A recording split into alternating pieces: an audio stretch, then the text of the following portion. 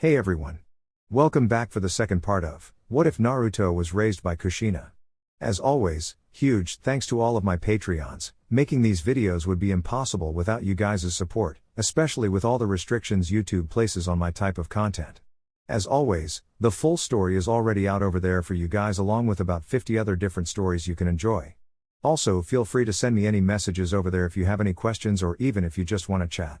Link to all of that will be in the description. Anyways, everyone, enjoy the video. Chapter 4. The third Hokage's office felt suddenly smaller, the air thick with the unspoken gravity of the new mission. The weariness from their multi-day journey pressed on Naruto's shoulders, a dull ache that was instantly shoved aside by a fresh surge of adrenaline. Kushina was the first to speak, her tone losing all its earlier levity and becoming the crisp, focused voice of a Jonin commander. Kakashi's Junin? What's their status? Physically unharmed, according to his report, Hiruzen answered, his eyes still scanning the urgent dispatch. But shaken. They are out of their depth. Kakashi is a superb shinobi, but he cannot protect his team and the client if a truly high-level threat emerges. He's currently holding position, waiting for the enemy to make the next move. Naruto stepped forward, his expression serious. The Demon Brothers. Gozu and Maizu. Chunin level. Known for their poison claws and teamwork. For them to be this far into the land of fire means their employer is either very rich or very influential in Kiri. Hiruzen looked up, a hint of surprise in his eyes at Naruto's immediate tactical assessment. Your time at the academy was not wasted, I see. He taught them, Kushina stated, a grim pride in her voice. He knows their strengths and their limits better than anyone. Sasuke is a prodigy, and Sakura has excellent chakra control, but they have no field experience against killers. Precisely, Hiruzen agreed. This has all the hallmarks of a Gato operation. The shipping magnate has been trying to take control of the land of waves for months, and Tazana's bridge is the one thing standing in his way. If he's hiring missing nin of this caliber, he won't stop until the job is done. Then we won't give him the chance, Naruto said, his voice ringing with a conviction that left no room for argument. The fatigue was a distant memory. His friends, his students, were in danger. We're ready to leave now. Kushina nodded her firm agreement, her hand resting on the hilt of her tanto. We still have our travel packs. We can be at the border by morning if we push it. The old Hokage gave a slow, grateful nod. I knew I could count on you both. He looked at them, the two red and blonde pillars of Konoha's future, and felt a familiar mix of pride and apprehension. Be careful. Kakashi is right to be cautious. The Demon Brothers were a test. The real threat is still in the shadows. Shadows are where we do our best work, Gigi, Naruto said with a feral grin that was pure Kushina. Don't worry. We'll bring them all home. With a final, respectful nod, they turned and vanished from the office, not with a swirl of leaves, but with the silent, instantaneous flicker of true speed. The sun had set, and the forests of the land of fire were a rush of darkened green and black as they moved. They leapt from branch to branch, their movements perfectly synchronized, a silent testament to years of training together. There was no conversation, there was no need. Every ounce of energy was focused on closing the distance to the land of waves. Naruto's mind, however, was a whirlwind of activity. He reached inward, past the hum of his own chakra, to the vast, simmering consciousness within him. The familiar, sun-drenched field of his mindscape materialized around him. Kurama was lying in his usual spot, one massive crimson eye cracked open, observing the mental projection of the rushing forest outside. Childish games are over, it seems, the great fox rumbled, his voice a tremor in Naruto's soul. This smells different. The stench of blood and mist. Naruto kept his pace, his physical body on autopilot while his consciousness conversed. You sense them? I sense the lingering fear from your former classmates, Kurama clarified with a sneer. And the cold intent of their attackers. It is a familiar flavor. Kirigakure shinobi always fight as if they enjoy the kill a little too much. Kakashi can handle a few Chunin, Naruto projected, his thoughts focused. But the Hokage is right. It feels bigger. Gato has deep pockets, but hiring Jonin-level threats is an escalation. Kurama let out a huff, a mental gust of wind that rustled the golden grass. Humans and their pathetic greed. It is always about money or power. It grows tiresome. A beat of silence. The Uchiha boy. He will take this failure badly. His pride is as fragile as a dry leaf. That's why we have to get there, Naruto thought, a grim resolve hardening his features. He's not going to fail. Not on my watch. He felt a flicker of something from the fox, not quite approval, but a grudging respect. Humph. See that you don't. A world without at least one entertaining Uchiha would be dreadfully boring. Naruto pulled his consciousness back to the surface as his mother held up a hand, signaling a halt. They landed silently on a thick, moon-dappled branch overlooking a small, barely their trail. "We're crossing into the land of waves in 5 kilometers, Kushina whispered, her eyes scanning the oppressive darkness. The air here was heavier, damp and thick with the smell of salt and marsh. From here on out, the mist can hide anything. We move slower, senses at maximum." Naruto nodded, his own senses already pushed to their limit.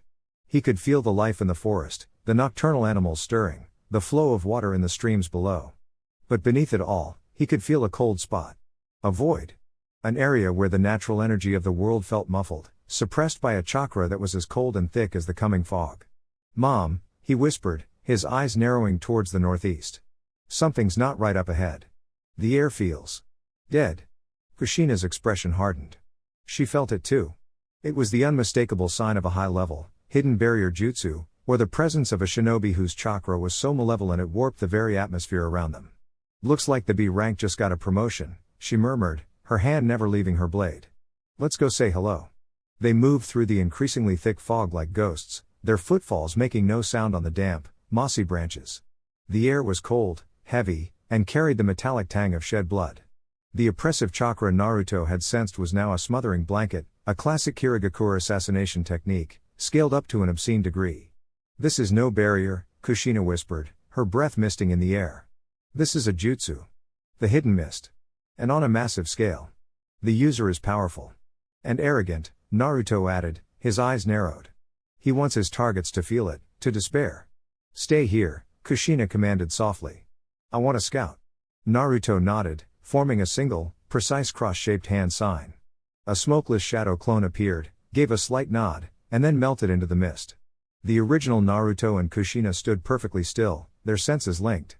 A minute passed. Then two. The clone's final memory slammed back into Naruto's mind. His eyes snapped wide open. "Mom. It's bad," he said, his voice tight.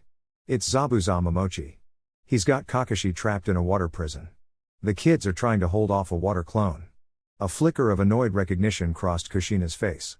Zabuza Momochi. She remembered that name. A brutish, overconfident jonin from Kiri she'd once crossed paths with during the war. He'd been leading an ambush squad. It hadn't ended well for them. "Still alive, is he?" she murmured to herself, a dangerous glint in her eyes. Some pests are just hard to squash. She looked at Naruto, a cold, efficient plan already formed. "You break the prison. I'll handle the nostalgia trip." Sasuke Uchiha felt the cold, numbing grip of despair. He stood before Tazuna, kunai trembling, watching Kakashi-sensei slowly drown. The water clone of the monster before them chuckled, a gurgling sound of pure sadism. This was the gap. The uncrossable chasm. He was about to charge, a suicidal, final act of defiance. And then, the world changed. The oppressive mist didn't fade, it was obliterated. A wave of pure, incandescent chakra flared from the edge of the clearing, so potent and fiery it burned the fog away like a miniature sun. The clearing was suddenly bathed in bright, clear daylight. Zabuza, holding the water prison steady, spun his head around, his eyes wide with disbelief. What? He never saw them arrive. One moment, there was nothing. The next, Naruto was standing beside the water prison, his hand a swirling vortex of blue chakra. "Rasengan," he yelled, slamming the sphere into the base of the prison. The dense water didn't just break, it detonated, freeing a gasping Kakashi. Simultaneously, Kushina Uzumaki appeared directly in front of Zabuza. No flicker, no swirl of leaves. She was simply there. She had her arms crossed, an expression of profound boredom on her face. Zabuza's professional instincts took over. He spun, swinging his colossal Kyūbi Kiribocho in an arc meant to cleave her in two. Clang! The executioner's blade was stopped dead, inches from her face. Zabuza stared in horror. A single, shimmering golden chain had erupted from Kushina's back, wrapped around the massive sword, and was holding it effortlessly. "Honestly, Zabuza. The same sloppy overhead swing?" Kushina sighed, her voice dripping with condescension. "You haven't learned a thing." Zabuza's visible eye, which had been filled with killing intent, now widened with dawning, abject terror. The red hair. The chains. The voice. The memory hit him like a physical blow, a rainy battlefield, a crippled squad, and this woman standing over them without a scratch on her. You. He choked out, his blood running cold. The red hot-blooded habanero. You're supposed to be dead. And you're supposed to be a threat, she shot back, her expression flat and unimpressed. She gave the chain a casual flick of her wrist. The massive Kyūbi Kiribocho was torn from Zabuza's grip and sent flying, embedding itself deep into a tree 50 feet away with a deafening thud. Let's get this straight, Kushina said, taking a slow step forward as Zabuza instinctively stumbled back. You picked a fight with a Konoha team. You threatened a Chunin squad that my son personally trained. You are actively making my day more complicated than it needs to be. She let a slow, utterly terrifying smile spread across her face. Remind me, Zabuza. How did it go for you and your friends the last time you tried to get in my way? The demon of the hidden mist, one of the most feared shinobi in the world, began to sweat profusely. He was no longer a predator, he was prey. Before he could stammer a response, 2 senbone needles shot from the trees, embedding themselves in his neck. His eyes rolled back and he collapsed. A masked tracker nin landed silently beside the body.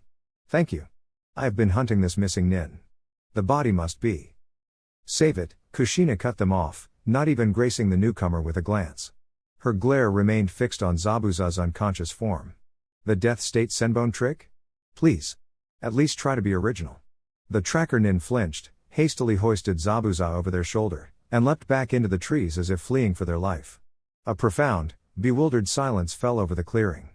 Kakashi, now breathing heavily on his knees, looked from Kushina's dismissive, predatory stance to Naruto, who was inspecting his fingernails with a bored expression. She, seems to know him?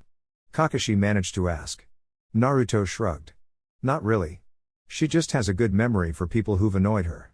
He walked over to the spot where Zabuza had fallen and knelt. No blood. They're definitely working together. He stood up and looked at his shell-shocked former classmates. You guys okay? Sasuke couldn't even form words. He just stared. The humiliation of his helplessness was now compounded by the sheer, unadulterated absurdity of what he had just witnessed. They hadn't just been saved.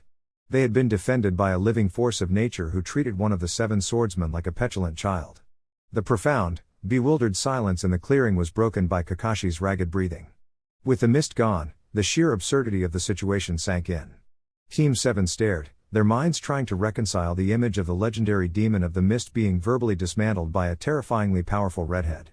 Naruto, for his part, seemed entirely unfazed.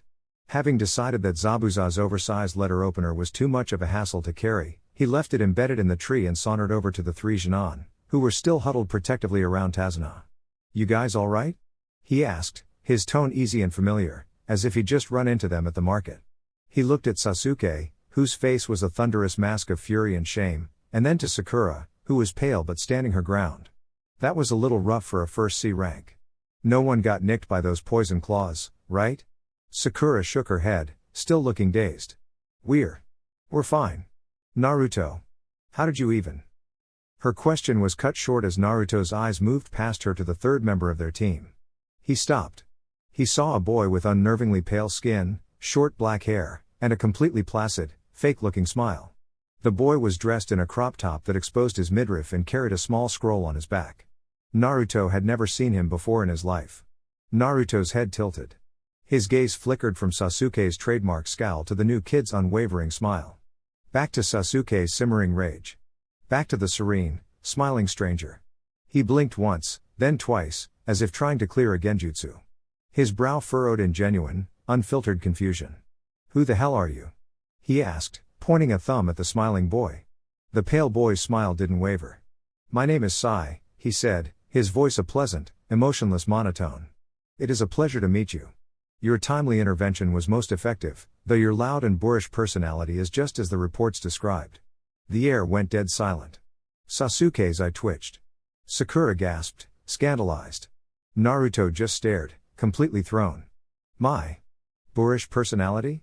Indeed, Sai continued, his smile never faltering. It suggests you may have a very small penis. Kushina, who had been walking over to debrief Kakashi, let out a sudden, explosive snort of laughter that she tried and failed to disguise as a cough. Kakashi's visible eye widened in alarm. Naruto's brain seemed to short-circuit for a solid 5 seconds. He looked from Sai's serene face to his mother, who was now visibly shaking with suppressed laughter. Did he just? What? Sai, Sakura hissed, her face bright red. That's incredibly rude. Apologize. I was merely stating a psychological possibility based on observed overcompensation, Sai explained calmly. Was my assessment incorrect? Okay, that's enough. Kushina called out, finally getting her laughter under control, though her eyes were twinkling with mirth. Shinon, introductions can wait. Kazuna-san.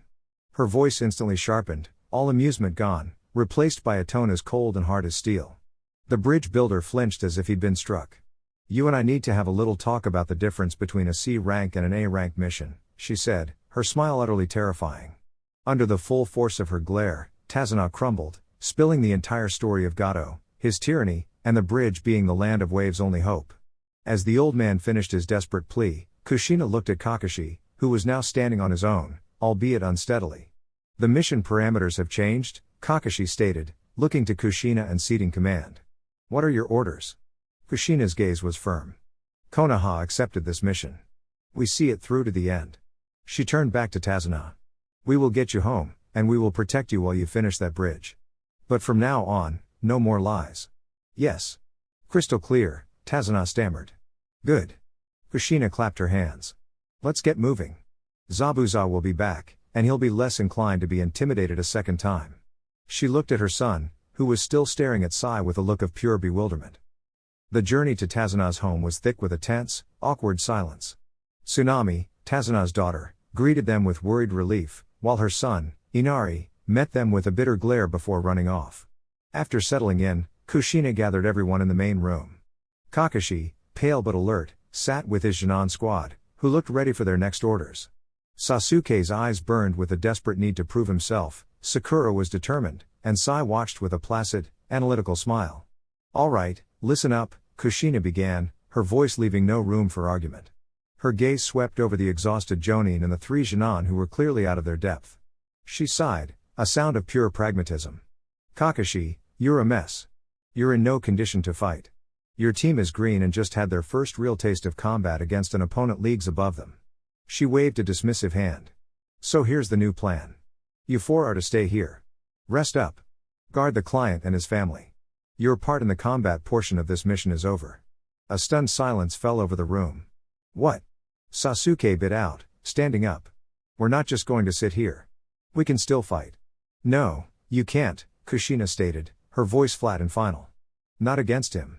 You'd be a liability, and I don't have time to babysit. The words were harsh, but her tone wasn't cruel, it was the simple, tactical assessment of a commander on the field. You did your job. You got the client here. Now, you're on guard duty. That's an order. Before Sasuke could protest further, she turned to her son. Naruto. Let's go.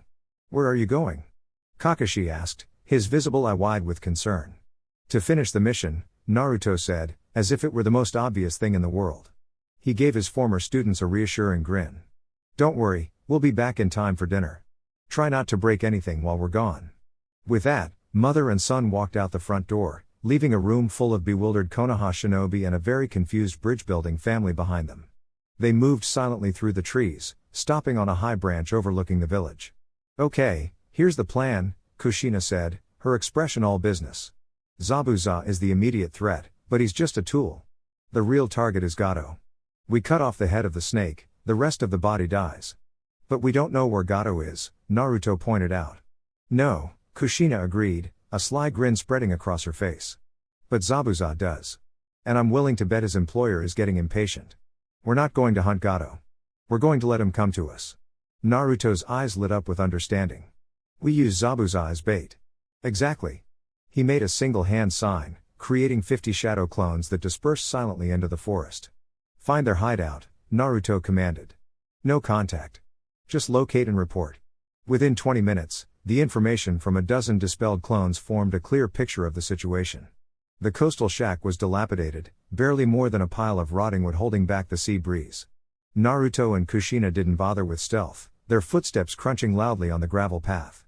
The chakra signatures inside, one large and dormant, one smaller and alert, spiked in surprise.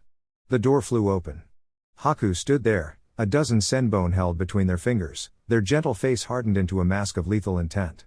You will come no closer. Kushina just smiled, a placid, almost pitying expression. Relax, dear. The adults are talking. Before Haku could react, a blur of orange shot past them. Naruto was suddenly inside the shack, standing over the bedridden Zabuza. The demon of the mist, still recovering, could only glare as Naruto held a kunai casually to his throat. Simultaneously, 5 golden adamantine chains erupted from Kushina's back, shooting past Haku to bind them completely, lifting them a few inches off the ground and rendering them immobile. The entire confrontation was over in less than 2 seconds.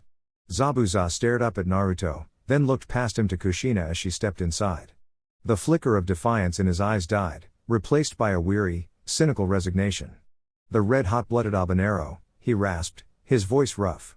"Of course. Should have known Gato's luck was too good to last. Working for a man like that? Really, Zabu-chan?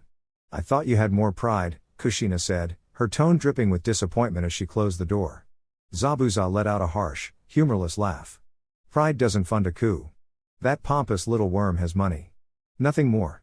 He looked at Naruto's kunai, then back at Kushina. "So what's your plan? Kill me? Hand me in for the bounty?"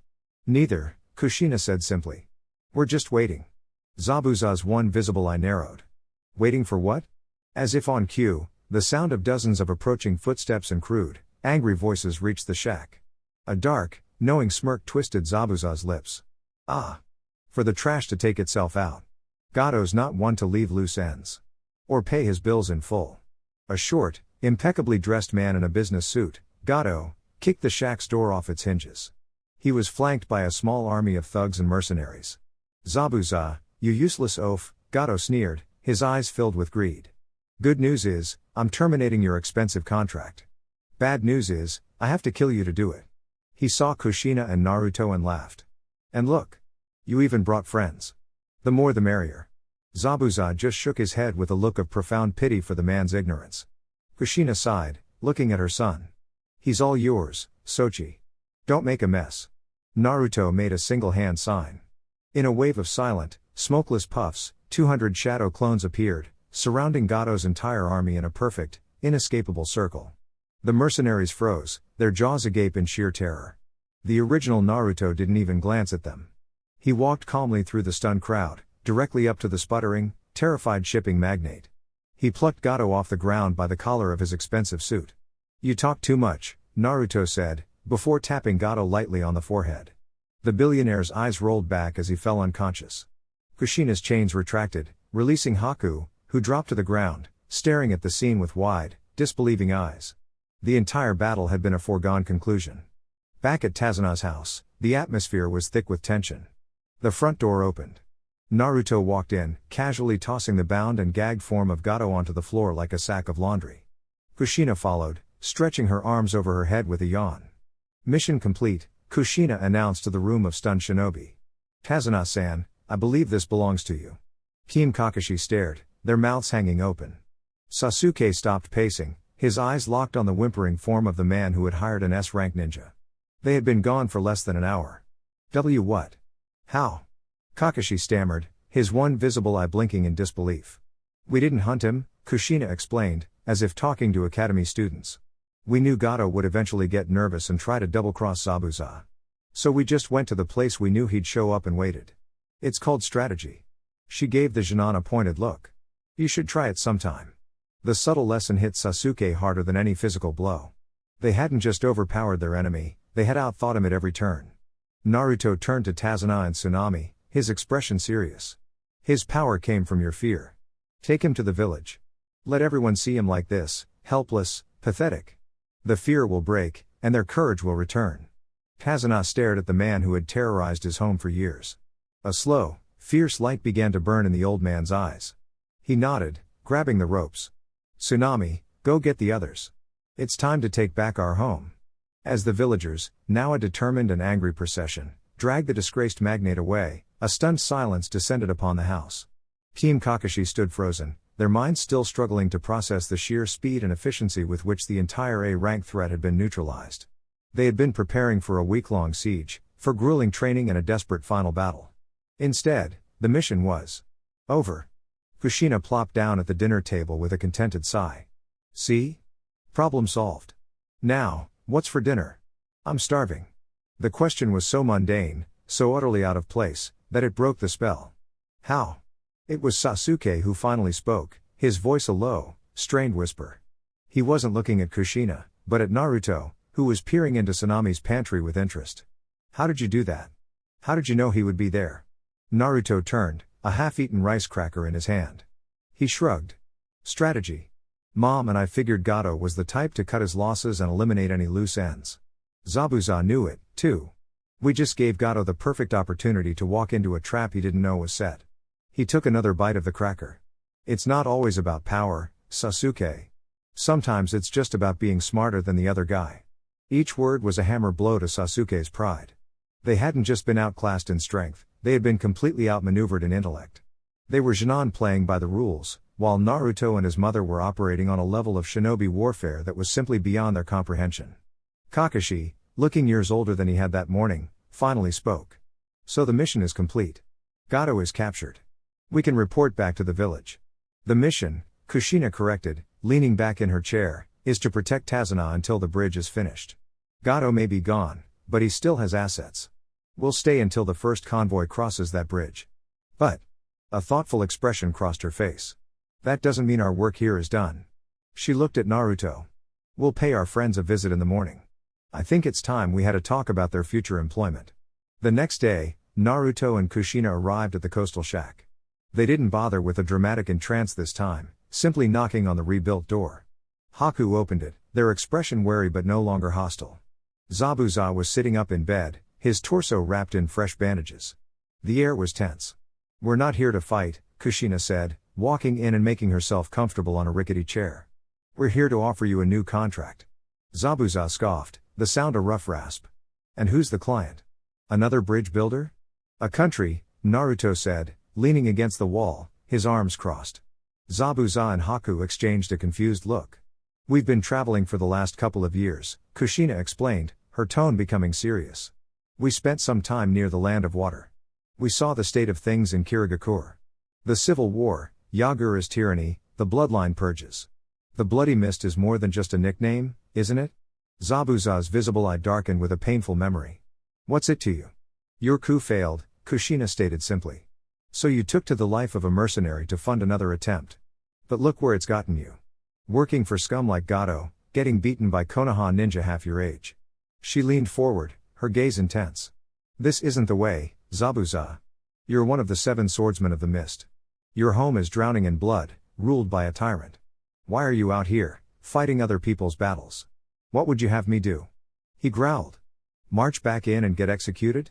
No, Kushina said, a sharp, determined glint in her eyes. I'd have you go back and help the rebellion. They need you.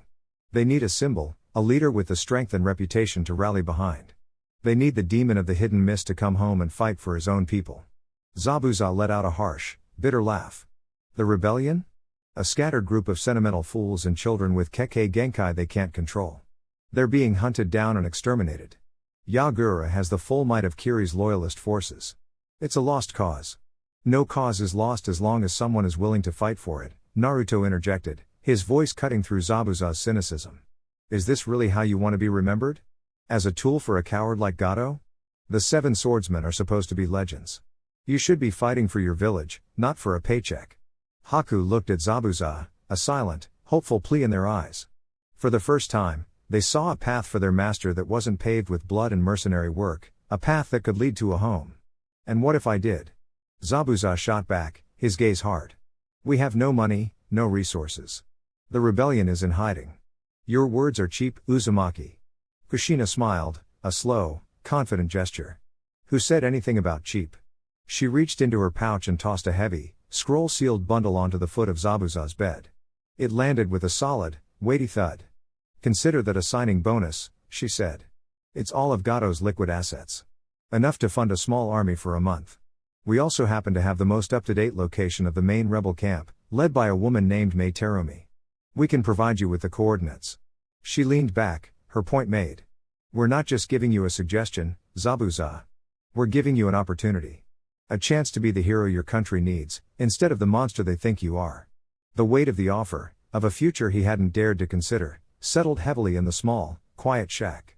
Zabuza stared at the bundle of money, then at Haku's hopeful face, and finally at Kushina's unwavering, challenging gaze. His cynical mind, honed by years of betrayal and bloodshed, immediately searched for the catch. Why? He finally rasped, his voice a low growl of suspicion. What's in this for Konoha? You don't help a rival village's missing nin out of the goodness of your heart. What's the angle? The angle, Kushina said, her expression turning deadly serious, is stability. A Kirigakure tearing itself apart under the rule of a bloodthirsty tyrant is a rabid dog on our border. It's unpredictable. Dangerous. A stable Kiri, even one led by a pain in the ass like you, is a neighbor we can understand. She shrugged. Call it a long-term investment in not having to deal with your country's messes spilling into ours. It's about pride, too, Naruto added, pushing himself off the wall. My mom and I made a bit of a scene in Kiri a while back. We don't like bullies. He looked Zabuza square in the eye. Yagura is a bully. You used to be one. But you're also one of the 7 swordsmen. That name should mean something more than thug for hire. Zabuza was silent for a long time, the words hitting a nerve he thought had died long ago. He looked at the money, a tangible means to an end he had almost given up on. He looked at Haku, who was practically vibrating with a hope he hadn't seen in years. Give me the coordinates, Zabuza said, his voice rough with an emotion he couldn't name. It wasn't acceptance. Not yet. But it wasn't rejection, either. I'll think about your offer. Kushina smiled. It was the answer she'd expected. I'll have a clone deliver them tonight. She stood, brushing off her pants. Don't disappoint me, Zabuza. It's so much more work to clean up a mess twice. With a final, meaningful look, she and Naruto turned and walked out, leaving the 2 Kiri nin alone with the seed of a revolution. When Naruto and Kushina returned to Tazuna's house, the sun was beginning to dip below the horizon, casting long shadows. They found Team Kakashi in the main room, the air thick with a palpable tension. Sasuke was staring out the window, his reflection a mask of frustration. Sakura was meticulously cleaning a kunai, and Sai was sketching, his smile as serene and unnerving as ever. Kakashi sat at the table, his one visible eye conveying a deep, soul-crushing weariness. They all looked up as the door opened. So, Kushina said, breezing in and grabbing a cup of tea Tsunami had left out. Did you miss us? What happened? Kakashi asked, cutting straight to the point. Is Zabuza dealt with? Dealt with is one way to put it, Naruto said, snagging a rice ball from the table. We offered him a new job. He's going home to help with the civil war. Gave him all of Gato's money as a signing bonus. The 4 members of Team Kakashi stared, their expressions a mixture of disbelief and utter confusion. You gave the enemy a mountain of cash and sent him on his way? Sakura asked, her voice barely a whisper, as if she was questioning her own sanity. We didn't give it to the enemy, Kushina corrected, taking a long sip of tea. We gave it to a potential political asset who will now be focused on destabilizing a tyrannical regime that poses a long-term threat to the Land of Fire. We redirected a war. It was a cleaner, more permanent solution. She set her cup down and looked at the 3 Genin, her expression turning sharp and didactic. You 3 have been waiting all day for a fight, haven't you? Gearing up for a big, dramatic showdown. Sasuke's jaw tightened, but he didn't deny it. That's your first mistake, Kushina continued, her voice cutting. You're thinking like Genin. You think being a shinobi is about who can throw the biggest fireball. You're wrong. A shinobi's greatest weapon isn't their jutsu, it's their information. We won this mission before we even left the house, because we understood our opponents. We knew Gato was a greedy coward who would betray his own men. We knew Zabuza was a prideful, desperate man fighting for a cause. We didn't fight them. We aimed their own flaws at each other and let them tear themselves apart. She stood and began to pace, her presence filling the room. You, Sasuke. You're obsessed with power, with closing a gap you can measure in jutsu. You saw an S-rank opponent and all you could think about was a direct confrontation. You never once stopped to consider his motivations or weaknesses beyond the battlefield. Her gaze shifted. You, Sakura. You're smart, you know the textbooks. But you're paralyzed without a plan from your Jonin sensei. You followed orders, but you didn't anticipate, you didn't strategize on your own. Finally, she looked at Sai. And you? You observe. You analyze. But you're a scalpel waiting for a hand to guide it. You offer no solutions of your own. You are a tool, not a shinobi. The 3 Genin flinched under the weight of her assessment. It was blunt, brutal, and undeniably true. Being a shinobi isn't a game of strength, she finished, her voice softening slightly. It's a game of control. You control the flow of information, you control the battlefield, and most importantly, you control yourself. We didn't need to train you for a fight with Zabuza. You need to train your minds to see the fight before it even begins. She turned to Kakashi. The immediate threat is gone, but the mission stands. We stay until that bridge is finished. She then gave the stunned Junin a sharp grin. Your guard duty continues. And every evening, we're going to have a mission briefing just like this one. You're going to learn to think. Class is still in session. With that, she and Naruto went outside to relieve the clones guarding the perimeter, leaving a humbled and deeply unsettled Team Kakashi to grapple with a lesson far harsher than any physical training could ever be. The week that followed was one of the most transformative, and infuriating, of Team Kakashi's young lives. The physical danger was gone, but Kushina's mission briefings were a crucible of their own. Every evening, she would gather them and present a tactical problem, a hypothetical assassination, a border dispute, a hostage situation, and demand a solution. Their initial answers were always the same: frontal assaults, powerful jutsu, direct confrontation. And every time, Kushina would methodically tear their plans to shreds. Wrong, she'd say, after Sasuke laid out a flawless, aggressive attack plan. You've neutralized the target, but you've also alerted the entire nation to Konoha's involvement and started a political incident. You didn't just fail the mission, you started a war. Naruto would often act as her assistant, providing context. When my mom and I were in Kumo, he'd chime in, we learned their supply lines are most vulnerable from the southwest mountain pass. A single shinobi causing a rockslide there is more effective than 100-man assault on the main gate. For Sasuke, it was torture.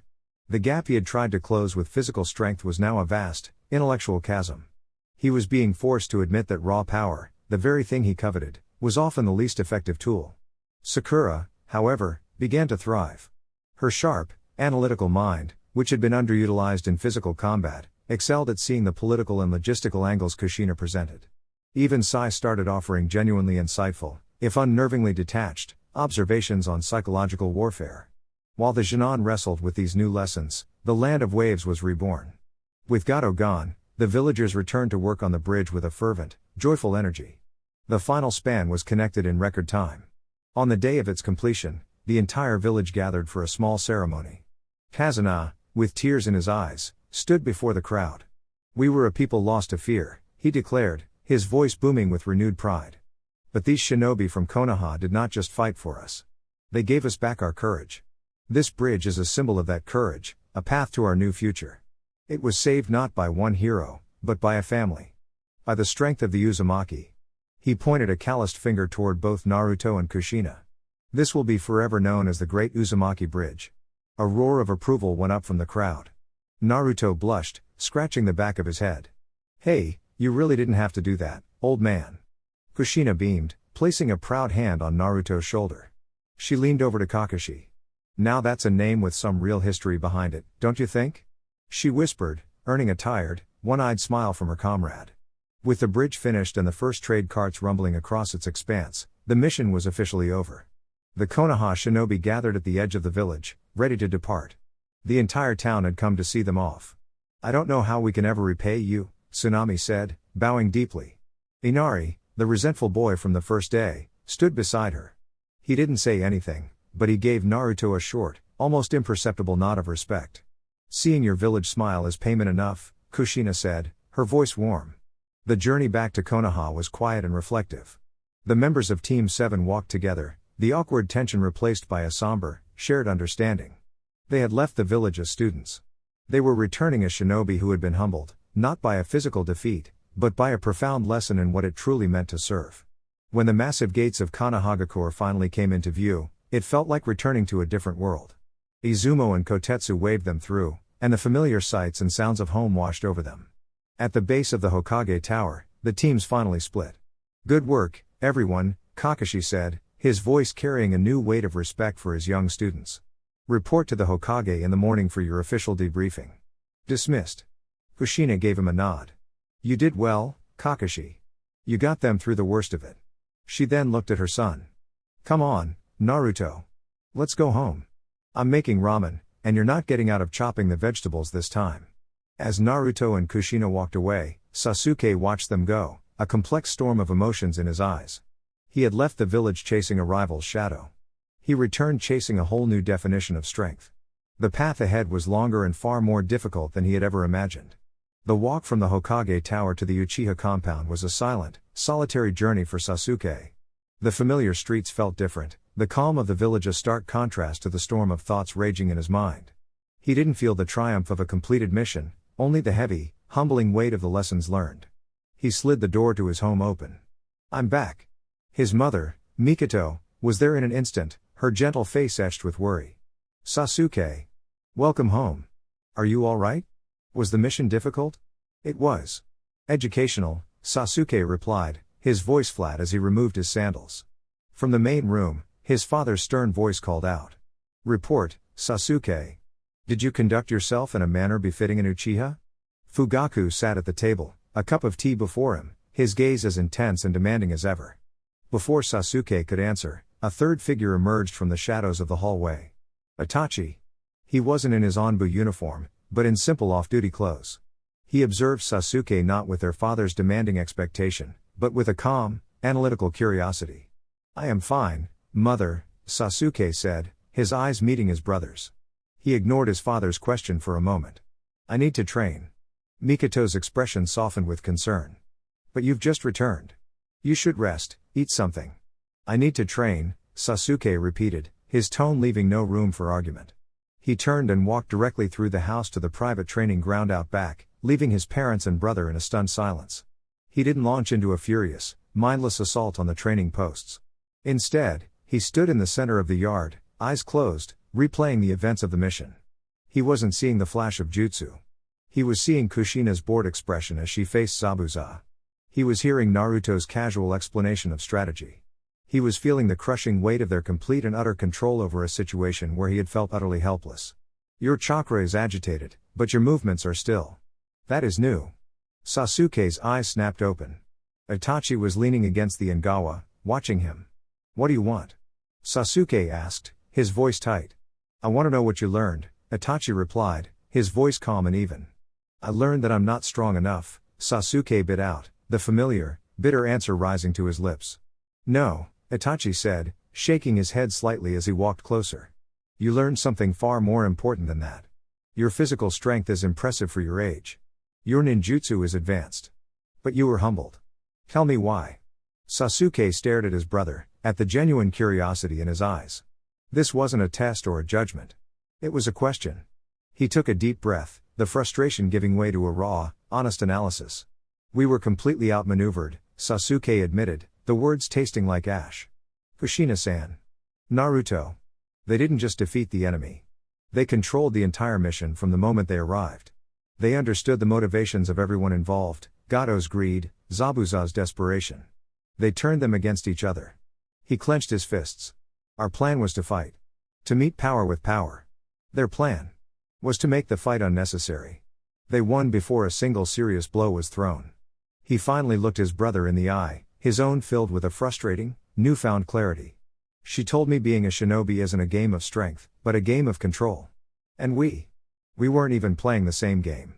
From the doorway of the house, Fugaku and Mikoto listened in silence. Mikoto's hand was over her mouth, hearing the profound change in her son. Fugaku's stern expression was unreadable, but for the first time in a long time, he was truly listening to his youngest son's words. Itachi's face remained placid, but a deep, powerful sense of pride shone in his dark eyes. This was the breakthrough he had been waiting for. Sasuke had finally seen past the simple metrics of speed and power. He had begun to understand the mind of a true shinobi. A rare, small smile touched Itachi's lips. "I see," he said, the words resonating with unspoken approval. "I guess it's time." Sasuke looked at him, confused. "Time for what?" Itachi's expression turned serious, his gaze sharp and focused. "You've finally learned the most important lesson, little brother. Raw power is useless without the wisdom to wield it." He pushed himself off the wall and stood tall, his presence suddenly immense. "Sasuke, follow me. It's time I help you prepare for the Chunin exams." Several months passed. A tense but productive peace settled over Konoha as the seasons began to change. For Sasuke, the days were a grueling blur of exhaustion and revelation. Training with Itachi was nothing like the academy or even his time under Kakashi. Itachi was a demanding, precise, and utterly brilliant teacher who broke down Sasuke's flawed understanding of combat and rebuilt it from the ground up, focusing on the very principles of control and strategy that Kushina had lectured him on. For the first time, Sasuke felt the gap between himself and Naruto wasn't an uncrossable chasm, but a real, measurable distance he could close with hard work and a new way of thinking. Naruto, meanwhile, was assigned the C and B rank missions his special Jonin status afforded him, which he and Kushina dispatched with terrifying, almost comical efficiency. A C rank mission to clear out a bandit fortress was over in 10 minutes, the bandits finding themselves bound and sealed by an army of clones before they could even draw their weapons. A B rank escort for a minor noble was so quiet, the noble complained he'd paid for protection he didn't even need. To stave off the boredom of these simple assignments, they treated each mission as a high-stakes training exercise in speed and stealth, often competing to see who could complete the objective without their targets ever knowing they were there. The quiet routine was shattered one crisp autumn afternoon by the appearance of a masked Anbu in their home. "Hokage-sama requests your presence." Immediately, Naruto and Kushina found Hiruzen Sarutobi standing by his office window, looking down at the bustling village below. The usual mountain of paperwork was gone, his desk cleared. The mood was somber, heavy with political weight. "Gigi," Naruto said, breaking the silence. "You look serious. What's wrong?" Hiruzen turned, his face etched with the gravity of his decision. "In 1 month, Konoha will be hosting the Chunin selection exams." Kushina's expression sharpened. "So soon? It's our first time hosting since." She trailed off, the memory of Minato's tenure hanging in the air. "Precisely," Hiruzen said. "It is time to show the world that Konoha is not just recovered, but stronger than ever. Which is why this exam is particularly significant. I have received official confirmation that both Kumagakure and Iwagakure will be sending teams. It is the first time they have participated in an exam on our soil since the Third Great War." A heavy silence filled the room. Kumo and Iwa. The villages they had personally antagonized during their prank tour. The villages whose shinobi they had humiliated and sent running during their recent missions. This wasn't just an exam, it was a political powder keg. "You need a strong showing," Kushina stated, her mind already calculating the political ramifications. "We need an overwhelming one," Hiruzen corrected. He looked directly at Naruto, his gaze intense. "Naruto. I am recommending you for the exams." Naruto grinned. "All right. Finally, a real challenge. There is a complication," Hiruzen continued, holding up a hand. "As you know, the exams require a 3-man cell for participation. You, however, are a 2-man team, and your Jonin leader is unsuitable as a teammate." Kushina scoffed playfully. "Hey! I'd be a great teammate. You'd win the entire exam by yourself in the first 10 minutes, Hiruzen said with a weary smile. "My point is, you do not have a team. However, given your unique status and skill set, I am making a special exception. You will be allowed to enter alone." Naruto's grin widened. "A solo run. The ultimate test." Kushina's smile faded, replaced by a deep, maternal concern. "Hiruzen, are you sure about this? You want to officially unveil him to the world now? In an environment this volatile? You'll be painting a target on his back for every ambitious shinobi from here to the land of iron." "We don't have a choice," Hiruzen said, his voice grim. "Your stunt with the Iwa Jonin on the Tanzaku mission sent a very loud message. It was a show of force, but it was unsanctioned. Iwa is furious. They see it as an act of aggression. If we show any sign of weakness now, if we appear to be hiding our strongest assets, they will take it as an invitation to escalate." He looked from Kushina's worried face to Naruto's eager one. "We cannot afford to be embarrassed at our own exam, especially not by Kumo and Iwa. Naruto is not just a participant. He is a safety measure. A deterrent." The old Hokage walked back to his desk, a new resolve in his eyes. "I am also making some adjustments to the final rounds format. Traditionally, it is a one-on-one tournament." He steepled his fingers, his gaze locking with Naruto's. "This year, to properly showcase the next generation's ability to handle high-stakes combat scenarios, the finals will be a team-versus-team affair." A flicker of understanding passed between them. A one-on-one fight would force Naruto to hold back, to scale his power to a single opponent. But a chaotic, multi-team battle. "You're giving him a stage," Kushina said, the pieces clicking into place. "Indeed," Hiruzen confirmed. "A stage where he won't be constrained by a partner's safety. A stage where he can truly let loose and show them all the power of the son of the 4th Hokage." The month leading up to the Chunin exams transformed Konoha. The familiar, peaceful rhythm of the village was replaced by a tense, electric hum of anticipation. Foreign shinobi began to arrive in droves, their unfamiliar uniforms and guarded expressions a stark reminder that this was not just a friendly competition. The air grew thick with unspoken challenges and simmering rivalries. For Team Uzumaki, however, physical training took a backseat. Their compound's library, usually a quiet sanctuary, became a war room. Scrolls detailing the tactical doctrines of other villages were spread across the low tables, alongside bingo book pages and intelligence reports. Kumo's teams will be aggressive, Kushina stated, tapping a finger on a report detailing the Reikage's shinobi philosophy. They value speed and overwhelming power above all else. They'll try to blitz you, to end the fight before it begins. So, misdirection and counters, Naruto replied, not looking up from a diagram of common Iwa Earth-style formations. Use their own momentum against them. Lead them into traps. Got it. Iwa will be the opposite, she continued. Stubborn, defensive, masters of attrition. They'll try to outlast you, to wear you down inside a fortress of their own making. So, break their foundation, Naruto mused. Wind style to erode their defenses, Fuinjutsu to disrupt their footing. It's not about breaking the wall, it's about making the ground beneath it disappear.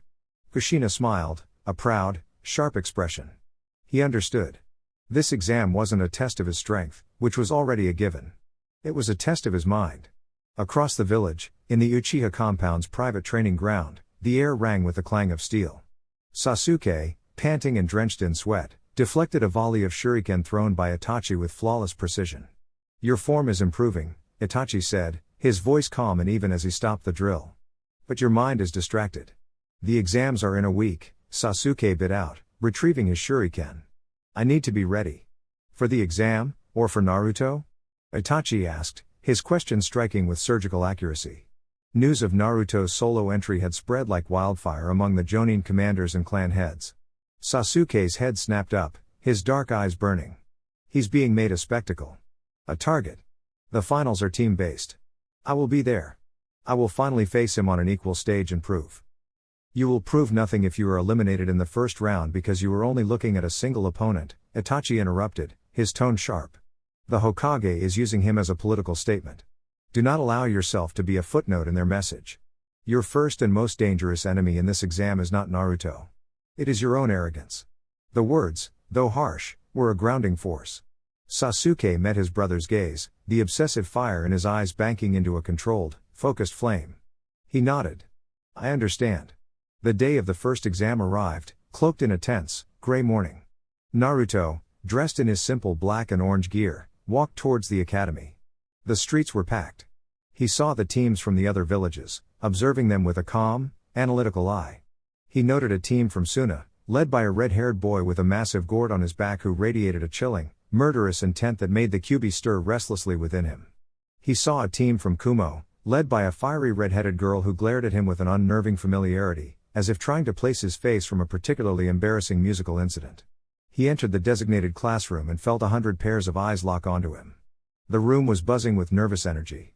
He saw Sasuke's team, Sakura giving him a nervous wave and Sai offering a serene, empty smile. He took his assigned seat, a single desk set apart from the others, marking him as the anomaly, the solo participant. The door slammed shut, and a tall, heavily scarred man with a sadistic grin entered. All right, you worthless maggots, listen up, Iviki Morino growled. I am your proctor for the first phase of this exam. And I am your first test. He explained the rules of the written test, a 10-question exam where points would be deducted for cheating, and if any member of a team scored a 0, their entire team would be disqualified. Naruto leaned back in his chair, a small, confident smirk on his face. The test wasn't about knowledge. It was a test of a team's ability to gather information without getting caught. A test he was uniquely equipped to pass. As Iviki yelled begin, Naruto calmly picked up his brush. He didn't look around, didn't try to copy from his neighbors. Instead, he rested his free hand on the desk, palm down. A faint, almost invisible shimmer of blue chakra pulsed from his fingertips into the wood, spreading across the floor in a microscopic, web-like pattern of Fuinjutsu script. It was an acoustic detection seal of his own design, a variation of a technique used to find structural stresses in buildings. It didn't read minds or see through walls. It simply listened. It listened to the subtle scrape of a pencil on paper, the rustle of a sleeve, the minute shift in weight as someone confidently wrote an answer versus hesitantly guessing. The Fuinjutsu filtered the noise of the uncertain students and created a clear, mental map of the confident ones, the Chunin plants Iviki had hidden amongst them. Naruto simply followed their lead, not by copying their answers, but by using their confidence as his guide. He filled out his test with a calm, easy rhythm, finishing in 20 minutes. He set his brush down, folded his arms, and closed his eyes, leaving the entire room, including a baffled Ibiki, to wonder how the lone Junin with a reputation as a prankster could possibly be the most confident person in the room. Time crawled by. The tension in the room grew with every passing minute as Junin were caught cheating and summarily disqualified. Finally, with 15 minutes left, Ibiki stood. Time for the 10th question, he growled, his voice a low threat. But before I give it to you, there's a special rule. A sadistic smile twisted his scarred face. You have a choice. You can choose not to answer the 10th question. If you do, your entire team will fail. However, if you choose to answer and get it wrong, you will be barred from ever taking the Chunin exams again. A wave of panic swept the room. Fear, palpable and thick, settled over the remaining Junin. One by one, hands began to go up as teams chose to fail now rather than risk an eternal black mark on their records. Naruto didn't move. He kept his eyes closed, a faint, almost bored expression on his face. What's the matter, brat? Ibiki's voice suddenly boomed, directed at him. Scared? Thinking of quitting? You're all alone, after all. No team to drag you down, but no one to support you either. Naruto slowly opened his eyes. He didn't stand. He didn't shout. He simply met Ibiki's gaze with an unnervingly calm smirk. Scared? He asked, his voice quiet but carrying easily through the silent room. No. Just wondering if this is the best psychological trick a master of interrogation can come up with. He leaned forward slightly, resting his chin on his steepled fingers. This isn't a question of knowledge.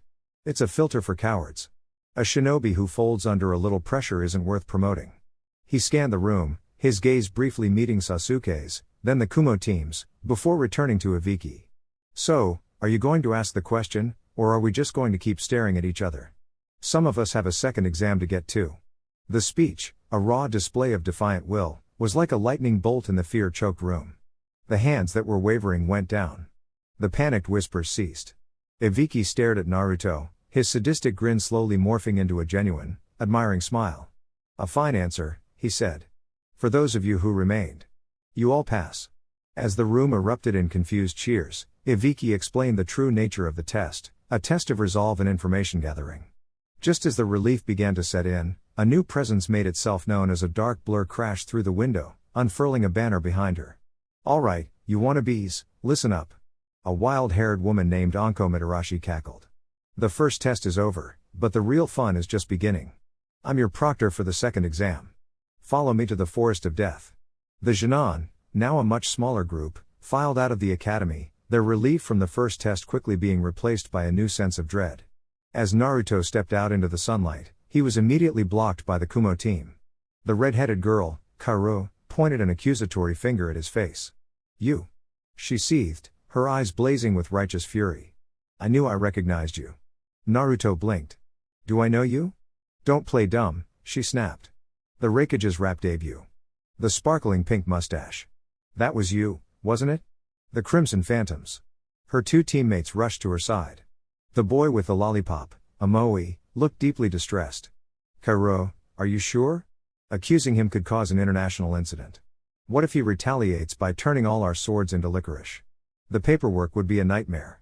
The other girl, Samui, was calm and collected, her blue eyes analytical. The timing and the rumored skill level match, Kaoru. But your evidence is circumstantial. Leading them was a tall, beautiful woman with blonde, cat-like eyes that seemed to see right through Naruto. Yugito Ni, the Jinchuriki of the two tails, watched the exchange with a sharp, assessing gaze, her focus entirely on the blonde boy at the center of the accusation. She could feel the colossal, ancient power sealed within him, a mirror of her own, but magnitudes larger. Naruto held up his hands in a gesture of pure innocence. Crimson Phantoms? Never heard of them. I think you've got the wrong guy. I've got a very common face, you know. Kaoru looked ready to explode, but Yugito placed a calming hand on her shoulder. That's enough, she said, her voice a smooth, dangerous purr.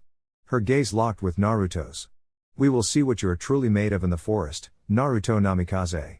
She gave him a slight, knowing smile before leading her fuming team away, leaving Naruto to watch them go with a single bead of sweat rolling down the side of his face. Busted, he thought, a grimace on his face. Mom is going to kill me. The assembled Junin stood before a massive, ominous forest, enclosed by a tall chain-link fence punctuated with warning signs. Training Area 44, better known as the Forest of Death, loomed before them, its dark canopy seeming to swallow the light. Anko Mitarashi stood with her back to the forest, a wild, sadistic grin on her face. "Welcome to my playground, maggots. This is the site of the second exam. And trust me, you're going to wish you were back with Aviki." She explained the rules with relish, a 5-day survival test. Each team would be given either a heaven or an earth scroll. The goal was to acquire the other scroll from an opposing team and make it to the tower at the forest center. "And a little friendly advice," she added, her grin widening. "Don't die." The Junin were herded towards different gates surrounding the forest perimeter. As the lone participant, Naruto was led to his own gate, number 13. A Chunin handed him a single, sealed scroll. An earth scroll, Naruto noted, tucking it securely into his pouch. "All right. Find a heaven scroll, get to the tower." Simple enough. As the final preparations were made, he reached inward, to the familiar, sun-drenched field of his mindscape. Kurama was watching, a lazy, almost bored expression on his massive face. "This place stinks of blood and giant insects," the fox rumbled. "A fitting playground for you humans. The goal is to make a statement," Naruto projected back, his mind calm and focused. "Overwhelming speed and efficiency. Get in, get the scroll, get out. Show them what a Konoha shinobi can do." Kurama let out a huff that was the mental equivalent of a smirk. "Don't be boring, brat. I can sense the Kumo cat outside the gates. A familiar power, but she is not your prey today. The one you should be interested in is inside. The red-haired sand wielder. He is like us. Unstable. He is the only prey in this forest worthy of your attention. Find him." Naruto's own smirk mirrored the fox's. That was the plan. A loud buzzer echoed through the clearing, and the locks on the gate sprang open. "The second exam starts now." Anko's voice boomed. Teams charged into the forest with varying degrees of bravado and caution. Naruto, however, simply took a single step forward and vanished into the shadows of the trees without a sound. Once deep inside, he stopped. He closed his eyes, drew a deep breath, and made a single, precise hand sign. Shadow Clone Jutsu. 500 perfect, solid clones fanned out from him in every direction, melting into the trees like ghosts. They were not a charging army, they were a silent, all-encompassing sensory net. For 10 minutes, the original Naruto stood perfectly still, his eyes closed, processing the tidal wave of information flooding his mind. He saw the Suna team, their Santa perfect, deadly defense. He saw the Kumo team, moving with aggressive speed. He saw Sasuke's team, cautiously setting traps. He saw everything. The Forest of Death was no longer a mystery, it was a map, and every team was a pin on it. Target acquired, he thought, his eyes snapping open. A team from Amigakure. 3 kilometers to the northeast. They have a heaven scroll. And they're about to be attacked by a giant python. He flickered. The 3 nin were panicking. They had been trying to navigate the swampy terrain when the monstrous snake had burst from the water, its fangs dripping with venom. They fought back with a barrage of senbon and water jutsu, but they were only managing to annoy the beast. Suddenly, a blur of orange and black dropped from the canopy, landing silently on the snake's head. "Bad snake," Naruto said calmly. The python lunged, its massive jaws gaping. Naruto didn't move. He just placed a hand on its snout and pushed. It wasn't a chakra-infused blow, it was a perfectly timed application of force, redirecting the creature's immense momentum. The giant snake found itself tumbling head over tail, crashing into the swamp with a colossal splash. It surfaced, dazed and confused, and wisely decided to retreat into the murky depths. The 3 nin stared, their mouths open in shock. He just pushed it," one of them stammered. Naruto turned to face them, a friendly, disarming smile on his face. "Hey there. Sorry to interrupt. I'll be taking that." Before they could even raise their hands to form a seal, he was among them. A quick chop to the back of one's neck. A precise jab to a pressure point on another's shoulder. A simple leg sweep on the third. It was over in 3 seconds. They lay on the ground, unconscious but unharmed. Naruto gently retrieved the heaven scroll from one of their pouches. He now held both scrolls. He looked up at the sky, gauging the sun's position. The exam had been running for less than 20 minutes. He could go to the tower now. He could finish the exam and wait. But that wasn't the mission. He needed to make a statement. He created a single clone. "Take these to the tower," he ordered, handing it the 2 scrolls. "Find him." Kurama's command echoed in Naruto's mind, a perfect match for his own intentions. The test wasn't about scrolls anymore. It was about sending a message. His clones continued their silent, systematic sweep of the forest, and it wasn't long before the information he wanted coalesced in his mind. Suna team. 5 kilometers south, near the river. Stationary. They appear to be waiting. Naruto's lips curved into a predator's smile. Perfect. He flickered, his form dissolving into the dense foliage. He moved not with the crashing speed of a charge, but with the silent, flowing grace of a hunter, closing the distance in under a minute. He came to a stop on a high branch, peering down through the leaves. Below, the Suna siblings stood in a small clearing. They hadn't even bothered to hide. Why would they? Gaara stood with his arms crossed, his sand swirling restlessly around him, a silent, deadly perimeter. Kankuro was leaning against a tree, his puppet, Karasu, strapped to his back. Temari stood watch, her giant fan resting on her shoulder, a look of supreme confidence on her face. At their feet lay the bruised and unconscious forms of another team, their earth scroll discarded beside them. That was pathetic, Kankuro sneered, nudging one of the fallen Junin with his foot. I didn't even have to use all of Karasu's tricks. They were weak, Gaara stated, his voice a chilling, sandy whisper. His turquoise eyes, devoid of pupils, scanned the trees. Their blood isn't even worth taking. Let's just get to the tower, Temari said, her voice sharp with impatience. The sooner we finish this pointless exercise, the better. Pointless? I think it's just getting started. The voice came from directly behind Kankuro.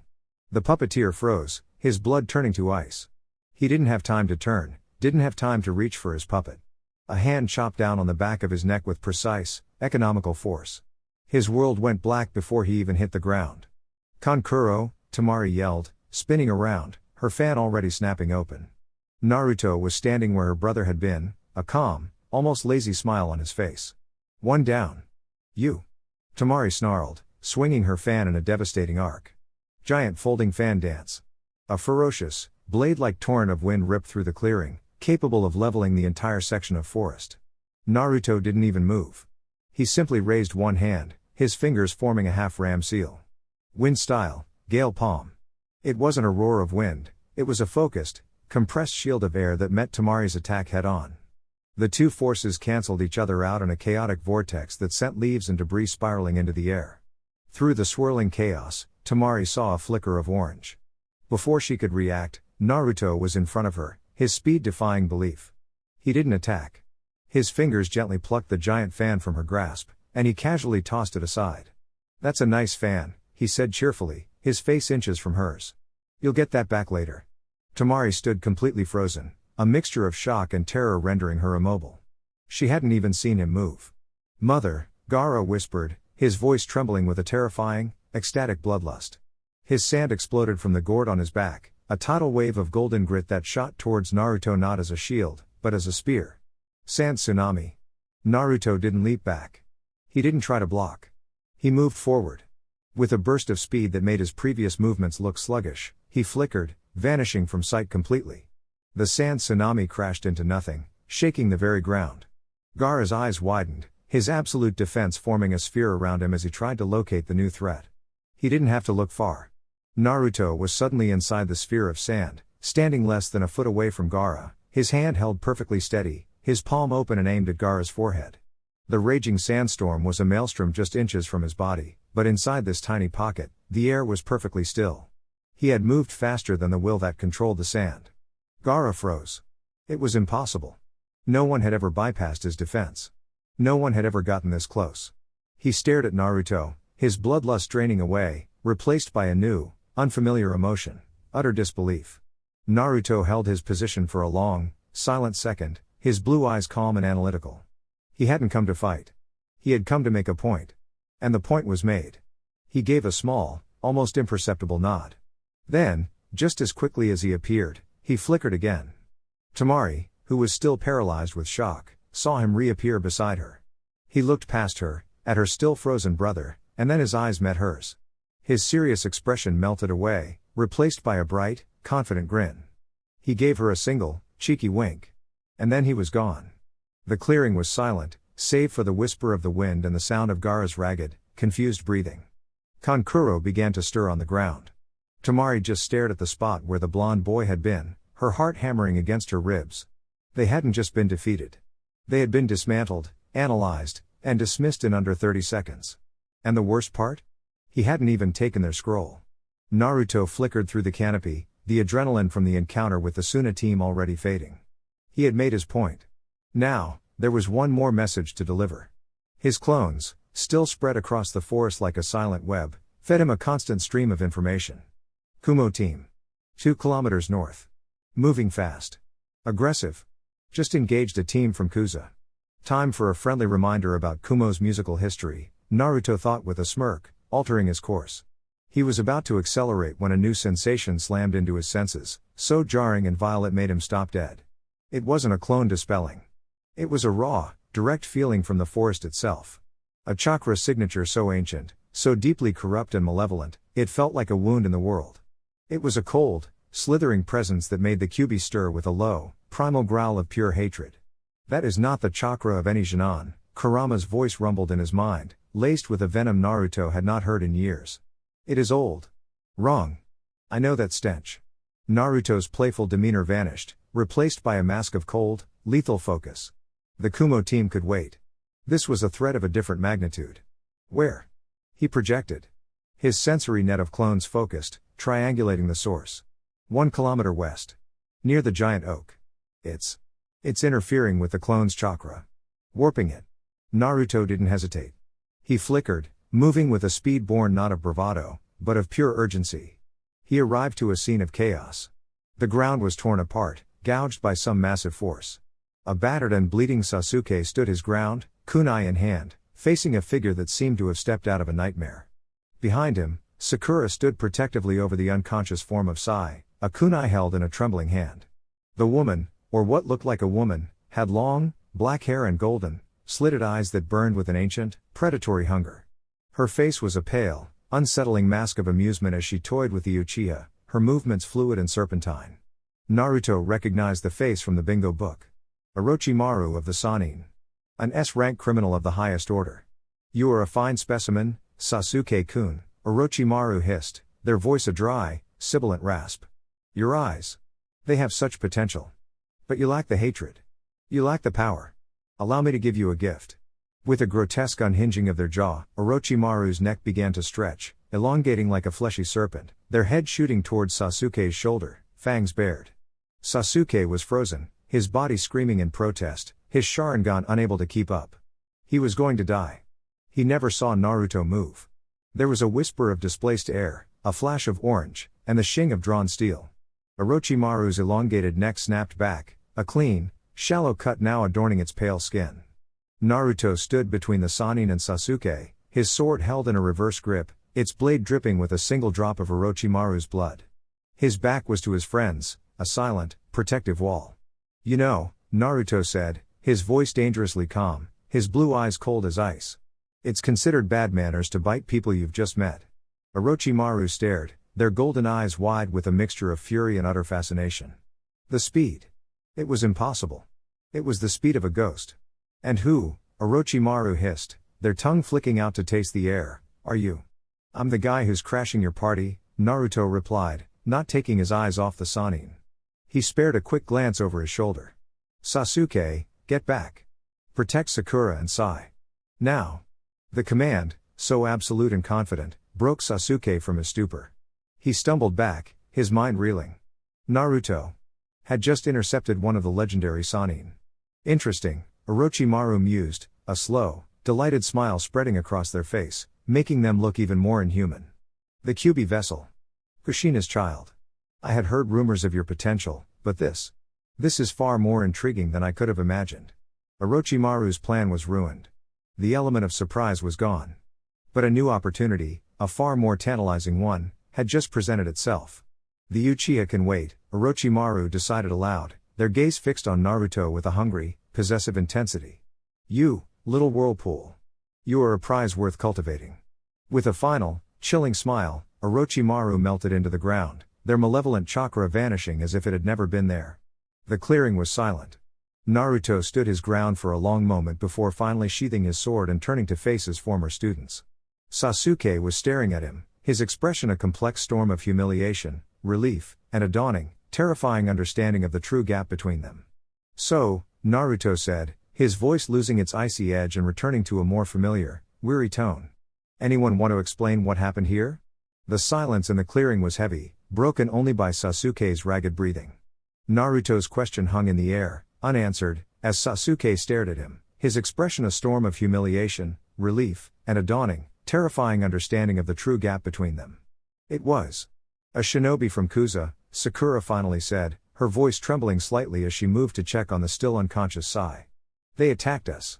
Then that monster appeared. Sasuke fought them, but Naruto's gaze softened as he looked at them.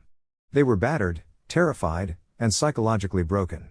He saw the sheer exhaustion in Sasuke's eyes, the way his hand still shook.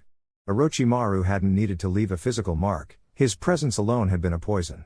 He's gone now, Naruto said, his tone shifting from weary to firm, the voice of a commander taking control. You're safe. But your exam is over. What? Sakura protested, looking up.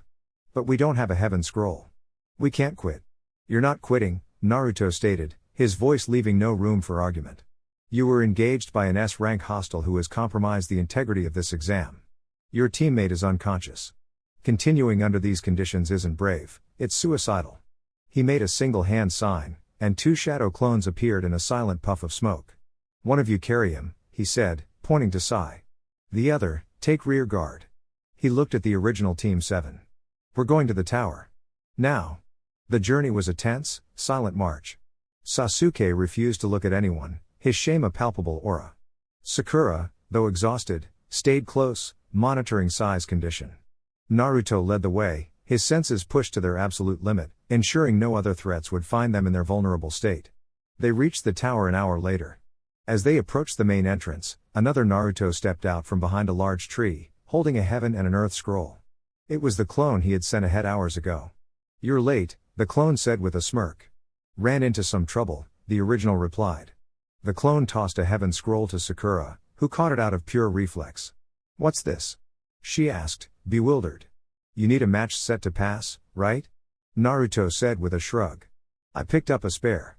He turned and dispelled the clone with the original scrolls, absorbing its memories. The exam was officially complete for him. He led the battered team into the tower's main hall. Sakura shakily presented their heaven and earth scrolls to a Chunin proctor at the main desk. As the proctor unfurled them to verify, a swirl of leaves and smoke erupted in the center of the room. Congratulations on passing the second exam. Iruka's cheerful voice boomed. He appeared with a proud smile, but it vanished the moment he saw the state of his former students. Sasuke. Sakura. What happened to you all? Naruto stepped forward, drawing Iruka's attention. Report for the Hokage, he said, his voice crisp and professional, but quiet enough not to be overheard by the entire hall. Team 7 encountered an unforeseen hostile operating outside the exam's parameters. They are combat ineffective, but have fulfilled the requirements to pass. He met Iruka's gaze, his own eyes conveying the gravity of the situation. I have a full, eyes-only report for Lord Hokage regarding the intruder's identity. Iruka understood immediately. This was above his pay grade and not something to be discussed in a public forum. He paled slightly but nodded grimly, signaling for the medics. Get them to the infirmary. Now. As Team 7 was escorted away, Sasuke paused, looking back at Naruto one last time. There was no anger in his eyes now, only a quiet, hollowed-out look of acceptance. He had chased a ghost, only to be saved by the very rival he sought to surpass. The lesson was absolute. Naruto watched them go, a weary sigh escaping his lips. He handed his own heaven and earth scrolls to a different stunned Chunin proctor. Naruto namikaze. I'm done, too. The proctor just stammered, his eyes wide. But. You've only been in there for a few hours. Naruto didn't wait for a response. He walked out of the tower's main hall and into the late afternoon sun, the sounds of the other successful teams beginning to filter in behind him. The adrenaline from his encounters had faded, leaving a cold, heavy feeling in his gut. The exam had been compromised. A war criminal had walked freely in their village. He wasn't surprised when a masked Anbu operative appeared before him in a silent swirl of leaves. Hokage-sama requires your presence. Immediately. Naruto just nodded and followed. He was led not to the familiar main office, but to a smaller, more secure strategy room deeper within the tower. The air inside was thick with tension. Hiruzen Sarutobi stood by the window, his expression graver than Naruto had ever seen it. Anko Mitarashi was there, her usual boisterous energy replaced by a cold, quiet fury. Kushina stood beside her, her arms crossed, her chakra simmering, dangerous heat just beneath the surface. She had clearly been briefed. Naruto, Hiruzen said, his voice low and heavy. Report. There were no proctors here, no other Junin. This was a war room. Naruto's demeanor shifted, his voice becoming the crisp, clear tone of a shinobi delivering critical intelligence. At 1400 hours, I detected a hostile chakra signature, inconsistent with any known Junin participant, he began. The signature was intentionally suppressed but carried a malevolent quality I identified as a significant threat. I moved to investigate. He paused, his eyes meeting the Hokage's. I found Team 7 engaged with the hostile. The intruder was disguised as a shinobi from Kusagakure. I identified them as Orochimaru of the Sannin. Anko flinched as if struck. Kushina's jaw tightened. Orochimaru's primary target appeared to be Sasuke Uchiha, Naruto continued. His intent was to apply a curse mark. I intervened before physical contact was made, preventing the seal's application. He met his mother's gaze. The Sannin's attention then shifted to me. He identified me as the Kyūbi Jinchuriki. He expressed a high level of interest before making a tactical retreat. The room was deathly silent. Hiruzen closed his eyes, a deep, weary sigh escaping him. It was his greatest failure, returned to haunt his village once more. You did well to intervene, Naruto, the Hokage said, his voice filled with a profound weariness. You saved that boy from a terrible fate. He looked at Anko. The security breach is absolute. Orochimaru is in Konoha. So we cancel the exams, Kushina stated, her voice like steel. We lock down the village and hunt him down. No, Hiruzen said, his voice regaining its command. We cannot.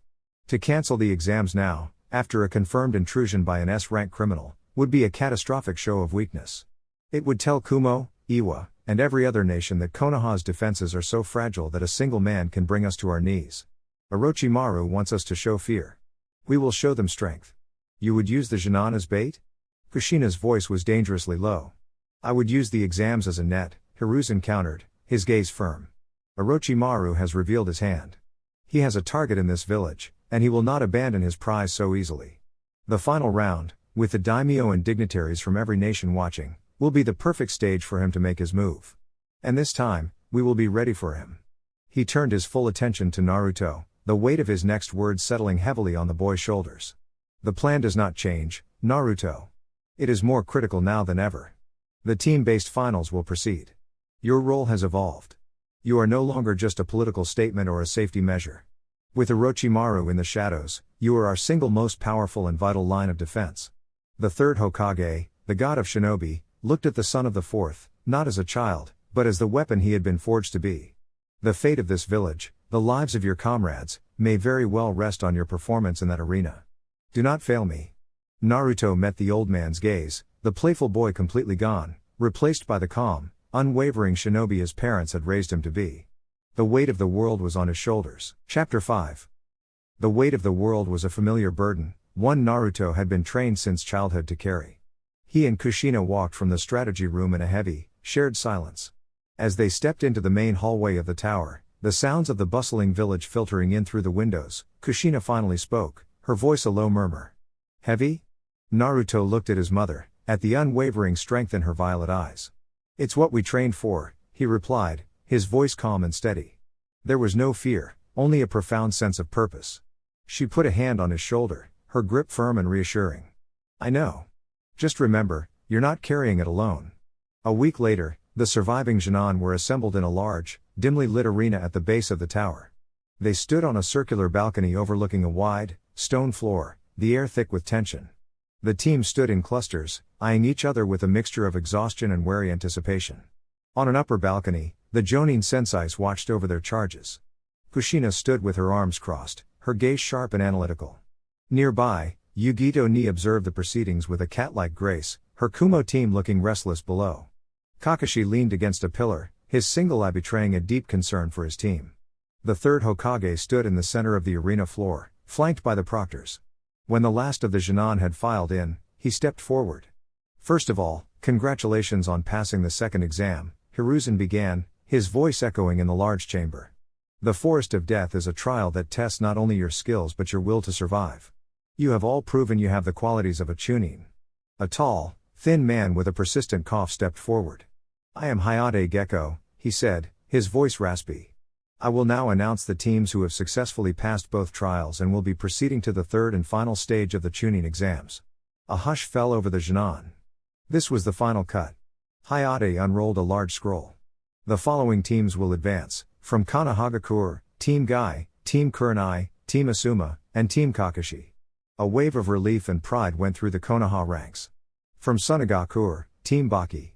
The Suna siblings looked utterly unfazed, as if the outcome was never in doubt. From Iwagakure, Team Kyūchi. 3 stocky, determined-looking Iwa Nin nodded grimly.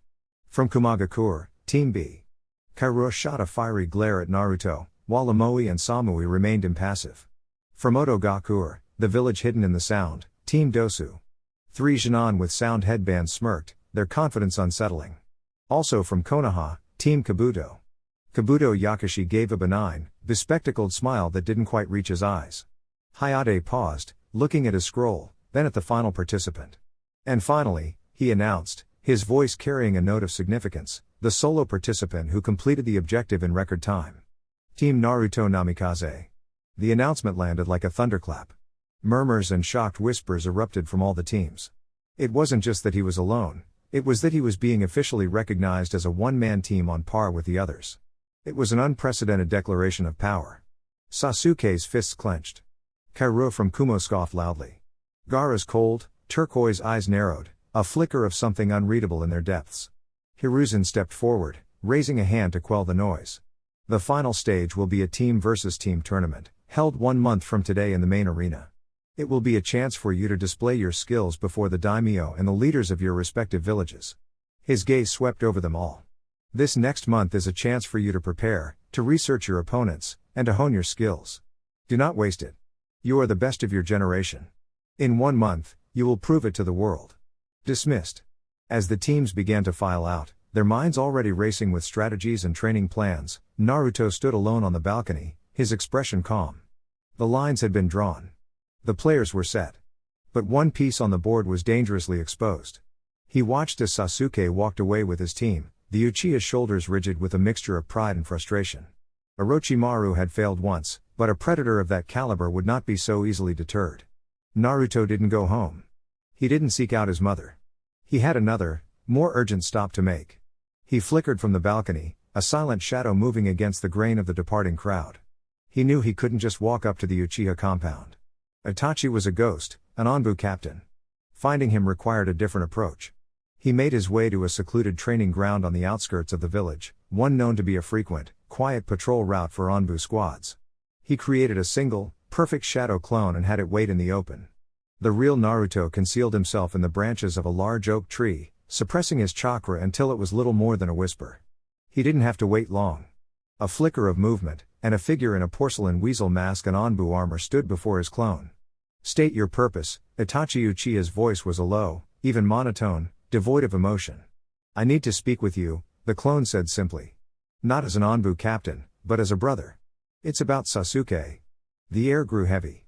Itachi was silent for a long moment before he gave a single, almost imperceptible nod. The Naka River. At sundown. Come alone. With that, he vanished in a swirl of leaves. The clone dispelled, its message delivered. As the sun began to cast long, orange shadows across the village, Naruto stood on the riverbank, the water flowing silently past. Itachi appeared on the opposite bank as if he had been there all along, his Anbu mask gone. His dark, intelligent eyes were fixed on Naruto, analytical and unreadable. You have my attention, Naruto-kun, Itachi said, his voice carrying easily across the water. In the Forest of Death, Naruto began, getting straight to the point. Team 7 was attacked by Orochimaru. Itachi's stoic expression didn't change, but Naruto's senses felt a microscopic, violent spike in his chakra before it was ruthlessly suppressed. He posed as a Kuzunin. His target was specific.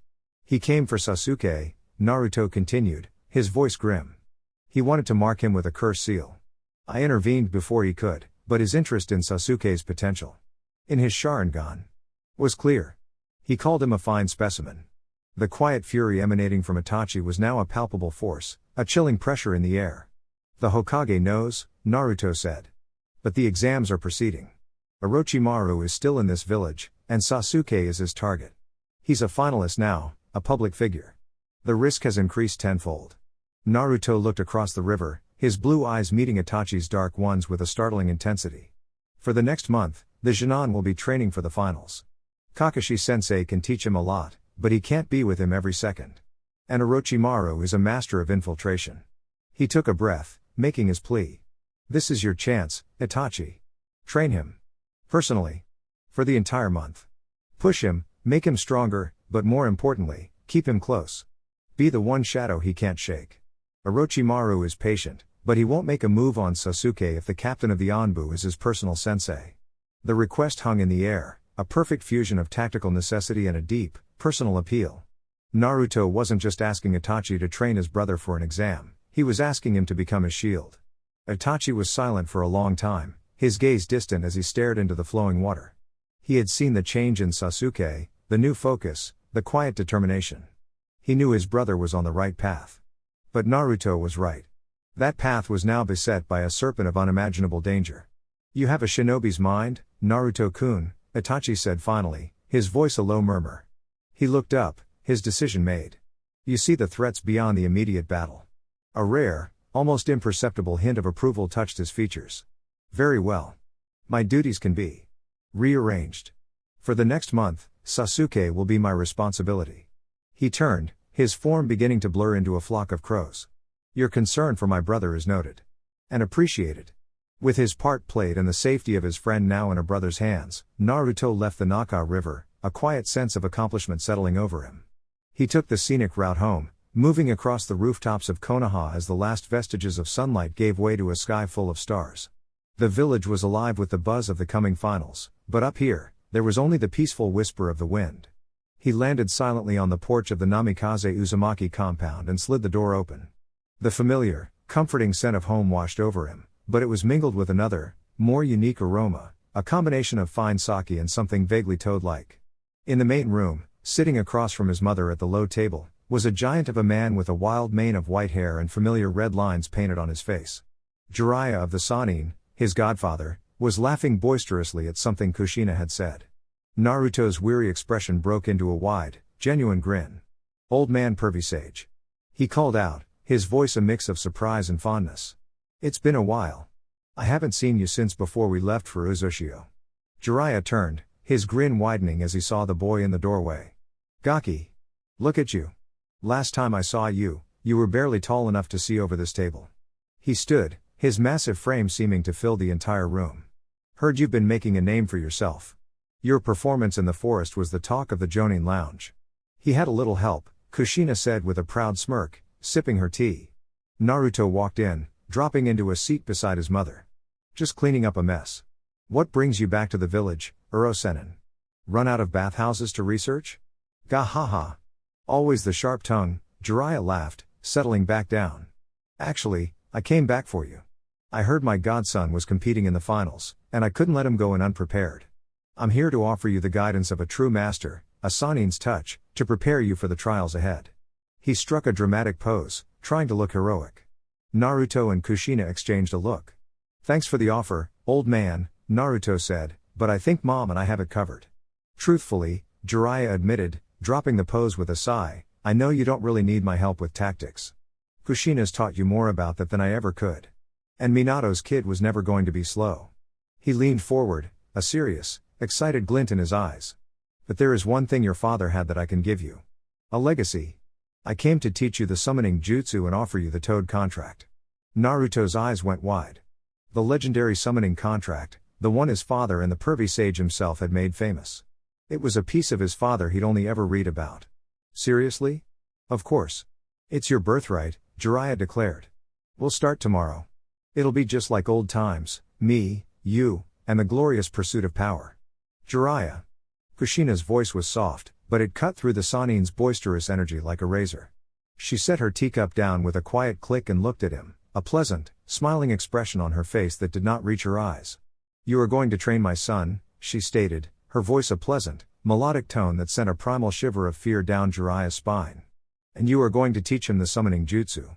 But if you teach him any of your research techniques, if you turn my innocent, wonderful boy into even a fraction of the peeping degenerate that you are. Her smile widened, becoming something terrifying, I will personally find you, and I will seal the part of you that makes you a man into a rock. Then I will throw that rock into the deepest part of the ocean. Am I clear? Jiraiya, one of the 3 legendary Sannin, a shinobi who could go toe-to-toe with a cage, began to sweat profusely. He looked from Kushina's smiling face to Naruto's amused one and felt a shiver run down his spine. She made her point all right. The next morning, the air at Training Ground 7 was crisp and cool. Jiraiya stood in the center of the clearing, a massive, ancient-looking scroll slung over his shoulder. Naruto stretched, feeling the familiar pre-dawn energy, while Kushina watched from the shade of a large oak tree, a thermos of tea in her hand and a look in her eyes that promised swift retribution for any shenanigans. All right, Gaki, pay attention, Jiraiya said, his tone shifting from jovial to that of a seasoned teacher. He unrolled the scroll on the ground. It was immense, covered in names written in blood ink, stretching back generations. This is the summoning contract of the Toads of Mount Myaboku. A pact between our worlds. Naruto stared at the scroll with a sense of reverence. He saw the names of legendary shinobi, and near the bottom, written in a confident, elegant script, was the name he knew best, Minato Namikaze. Your father was one of the greatest toad summoners we ever had, Jiraiya said, his voice soft with memory. He signed this contract when he was not much older than you are now. It is your birthright to add your name to this list.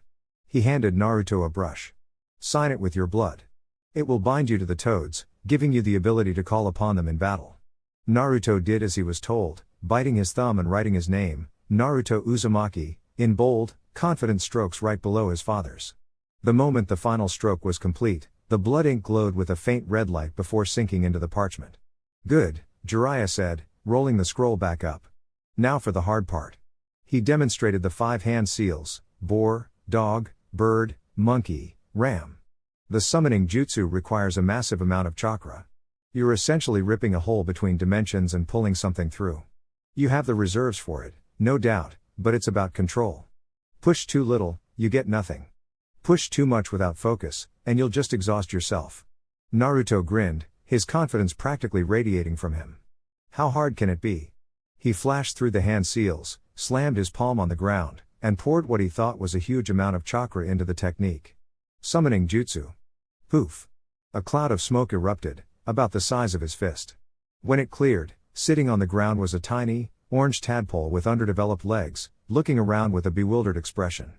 Naruto stared. Jiraiya stared. Kushina, from her spot under the tree, let out a very audible snort of laughter. He's cute?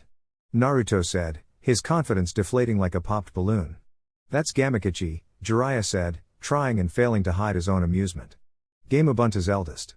Looks like you didn't use enough chakra to even get him out of his larval stage. Naruto's face turned bright red. He had monstrous reserves, enough to create hundreds of shadow clones, and all he could manage was a tadpole. It's not just about power, Gaki, Jiraiya explained, his tone becoming instructive again. It's about intent. You have to picture who you want to summon, to connect your chakra to theirs across dimensions. It's a partnership. You're not just using a jutsu, you're calling a comrade. Naruto took a deep breath, pushing aside his embarrassment. He closed his eyes, remembering the giant, imposing toads from Jiraiya's stories. He imagined a warrior, a powerful ally. He channeled the feeling into his chakra, a focused, potent wave of energy. He slammed his hand on the ground again, this time pouring a truly colossal amount of chakra into the jutsu, fueled by his Uzumaki vitality and the Kyūbi's passive reserves. Summoning jutsu. This time, the result was not a small poof. It was a cataclysm.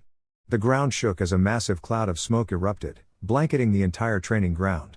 A colossal shadow fell over them, and when the smoke cleared, a toad the size of a small house stood there, clad in samurai-like armor and carrying a massive, double-pronged spear. It looked down at them with grumpy, golden eyes. Who dares summon the great Gamahiro while he is meditating? The toad's voice boomed, deep and gravelly. He looked down and saw the tiny blonde kid staring up at him. You? You're the one who called me? You're barely bigger than my warts. Jiraiya's jaw was on the floor. He had expected a toad the size of a dog, maybe. Not Gamahiro, one of the elite warrior toads of the mountain. Naruto, however, was not intimidated. He just grinned up at the colossal creature, a look of pure excitement on his face. Hey! I'm Naruto Uzumaki. And I summoned you, so you'd better show some respect, you know. Gamahiro stared down at the boy, taken aback by his sheer audacity. A low chuckle rumbled in his throat. Uzumaki, eh? You've got guts, I'll give you that. Minato's boy is something else. Jiraiya just shook his head in disbelief, a wide, proud grin spreading across his face. This kid. He was going to surpass them all. And it was going to be one hell of a ride to watch. The month that followed was the most intense period of training Naruto had ever endured. His days were split into 3 distinct, grueling phases. Mornings belonged to Jiraiya and the Toads. After the initial shock of summoning Gamahiro, Naruto learned the crucial lesson of control. Under Jiraiya's guidance, and Kushina's ever-present, intimidating supervision, he stopped trying to summon the biggest toad and started focusing on summoning the right one. He learned to call upon the agile, scout-class toads for sparring matches that honed his reflexes. He summoned the wise, scroll-keeping toads who, after much grumbling, would offer cryptic advice on chakra theory. One afternoon, in a moment of nostalgia, he tried summoning his first friend again. With a small, controlled poof, a toadlet appeared. It was still small, but now fully formed, a bright orange with purple markings. "Yo, Naruto. Been a while." Gamakichi chirped, his voice much deeper than it had been as a tadpole. "Heard you summoned old man Gamahiro. You're famous on the mountain." Naruto grinned, a genuine, easy smile. "Hey, Gamakichi. Good to see you with legs." This was progress. This was control. Afternoons were for his mother. Kushina was relentless. With the finals being a team-based event, she drilled him on Fuinjutsu applications for crowd control and area denial. They filled an entire training ground with explosive tags, proximity seals, and complex barrier arrays, with Naruto learning to navigate the lethal maze blindfolded, guided only by his senses. Their Kenjutsu spars were a blur of steel, Kushina forcing him to adapt, to think 3 moves ahead, to be not just a swordsman, but a whirlwind. Evenings were for him and Kurama. In the quiet of his mindscape, he would sit with the Great Fox, discussing the tactics of the other villages, analyzing the threats he would face. Kurama, with his centuries of experience watching humanity wage war, was a surprisingly astute strategist, offering cynical but brutally effective insights. Across the village, a different kind of training was underway. In the secluded Uchiha training grounds, Sasuke faced a phantom. Itachi would create a dozen crow clones, each one a perfect replica, and have Sasuke fight them all at once. It wasn't a test of power, it was a test of perception. "Don't fight their movements, Sasuke," Itachi's voice would command, calm and even as his brother was overwhelmed. "Fight their intent. Your Sharingan is not just a tool for copying. It is a tool for seeing the truth beneath the deception. See the flow of chakra, find the real one, and strike." Under his brother's unforgiving tutelage, Sasuke's skills sharpened at an incredible rate. His fireball jutsu became more refined, his taijutsu more precise. But more importantly, he was learning to see the world as Itachi did, as a complex web of possibilities and threats, a battlefield where the sharpest mind, not the strongest fist, was the ultimate victor. Finally, the day of the finals arrived. The sun was bright, the sky a brilliant blue. A festive energy buzzed through Konoha, the streets packed with visitors from every nation, all converging on the massive central arena. Naruto stood at the entrance to the competitors' tunnel, Jiraiya on one side, Kushina on the other. He had traded his usual gear for a simpler, more functional outfit, black Onbu-style pants, a sleeveless dark red shirt, and his sword strapped to his back. His forehead protector gleamed. "Nervous?" Kushina asked, her hand resting on his shoulder. "No," Naruto replied, his voice calm, his blue eyes focused on the light at the end of the tunnel. "I'm ready." Jiraiya clapped him on the back, a proud grin on his face. "Go show them what the son of the yellow flash and the red hot-blooded habanero can do, Gaki." But more importantly, he leaned in, his voice dropping to a conspiratorial whisper, "Show them what my student can do." Naruto just smirked. He took a deep breath, the roar of the crowd washing over him like a wave. The training was over. The stage was set. It was time for the show to begin. The Konoha Grand Arena was a colossal structure, a monument to the village's strength, and today it was filled to bursting. Every seat was taken, from the lowest civilian tier to the highest balconies reserved for clan heads and foreign dignitaries. The air crackled with an energy that was part festival, part prelude to war. This wasn't just an exam, it was a statement. 4 of the 5 great nations were represented, a gathering not seen since before the last war. Only Kirigakure, still mired in its bloody civil war, was absent, a conspicuous silence that only highlighted the importance of the assembled powers. Above the arena, massive screens fashioned from chakra-projected visuals flickered to life, a recent innovation from Konoha's tech division. They would offer every spectator, and indeed the entire world via a special broadcast, a perfect, close-up view of the battles to come. In the highest cage box, Hiruzen Sarutobi stood, not in his formal robes, but in his battle armor, the Hokage hat on his head a symbol of unwavering command. He looked out at the cheering crowd, his expression warm and grandfatherly, masking the cold calculation of a wartime leader. Orochimaru was a serpent in his garden, and today, he would force the snake to show itself. The door to the booth slid open, and his guests arrived. The first was the fourth Kazekage, a man with cold, unsettling eyes and a pale complexion. He moved with a quiet, almost unnatural grace. Hokage Dono, the Kazekage said, his voice a dry rasp. An impressive spectacle. His gaze was already fixed on the arena floor below, where the 10 finalist teams were beginning to assemble. Kazekage Dono, Hiruzen greeted with a respectful nod, his senses on high alert. The man before him felt wrong. Next came a short, ancient-looking man who floated into the room, his back clearly aching despite his flight. The third Tsuchikage, Anaki of Iwagakure, looked around with a sour expression. Humph. A lot of fanfare, Sarutobi. Let's hope your Junin have more substance than your decorations. His eyes briefly found Naruto on the field below, and a muscle in his jaw twitched, a faint memory of a village-wide bouncy castle and a chronically sore back flashing through his mind. The final arrival was a mountain of a man who entered with the force of a thunderclap. The fourth Raikage, A, strode in, flanked by 2 guards, his powerful arms crossed over his massive chest. Sarutobi. The Raikage's voice boomed, filled with aggressive confidence. It's been too long. You've gotten old. And you, A, have gotten no quieter, Hiruzen chuckled, shaking the Raikage's hand. The Raikage's gaze swept the arena, his eyes sharp and assessing.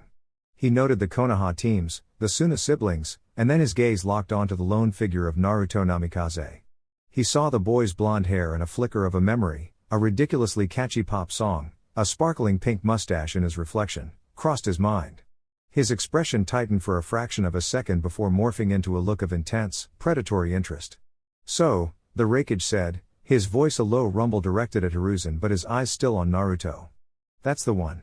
Minato's legacy. He has a fire in him. We'll see if he can live up to the hype. Hiruzen just smiled. I have a feeling he will exceed it. Down on the arena floor, the 10 teams stood in a line, the roar of the crowd a physical pressure.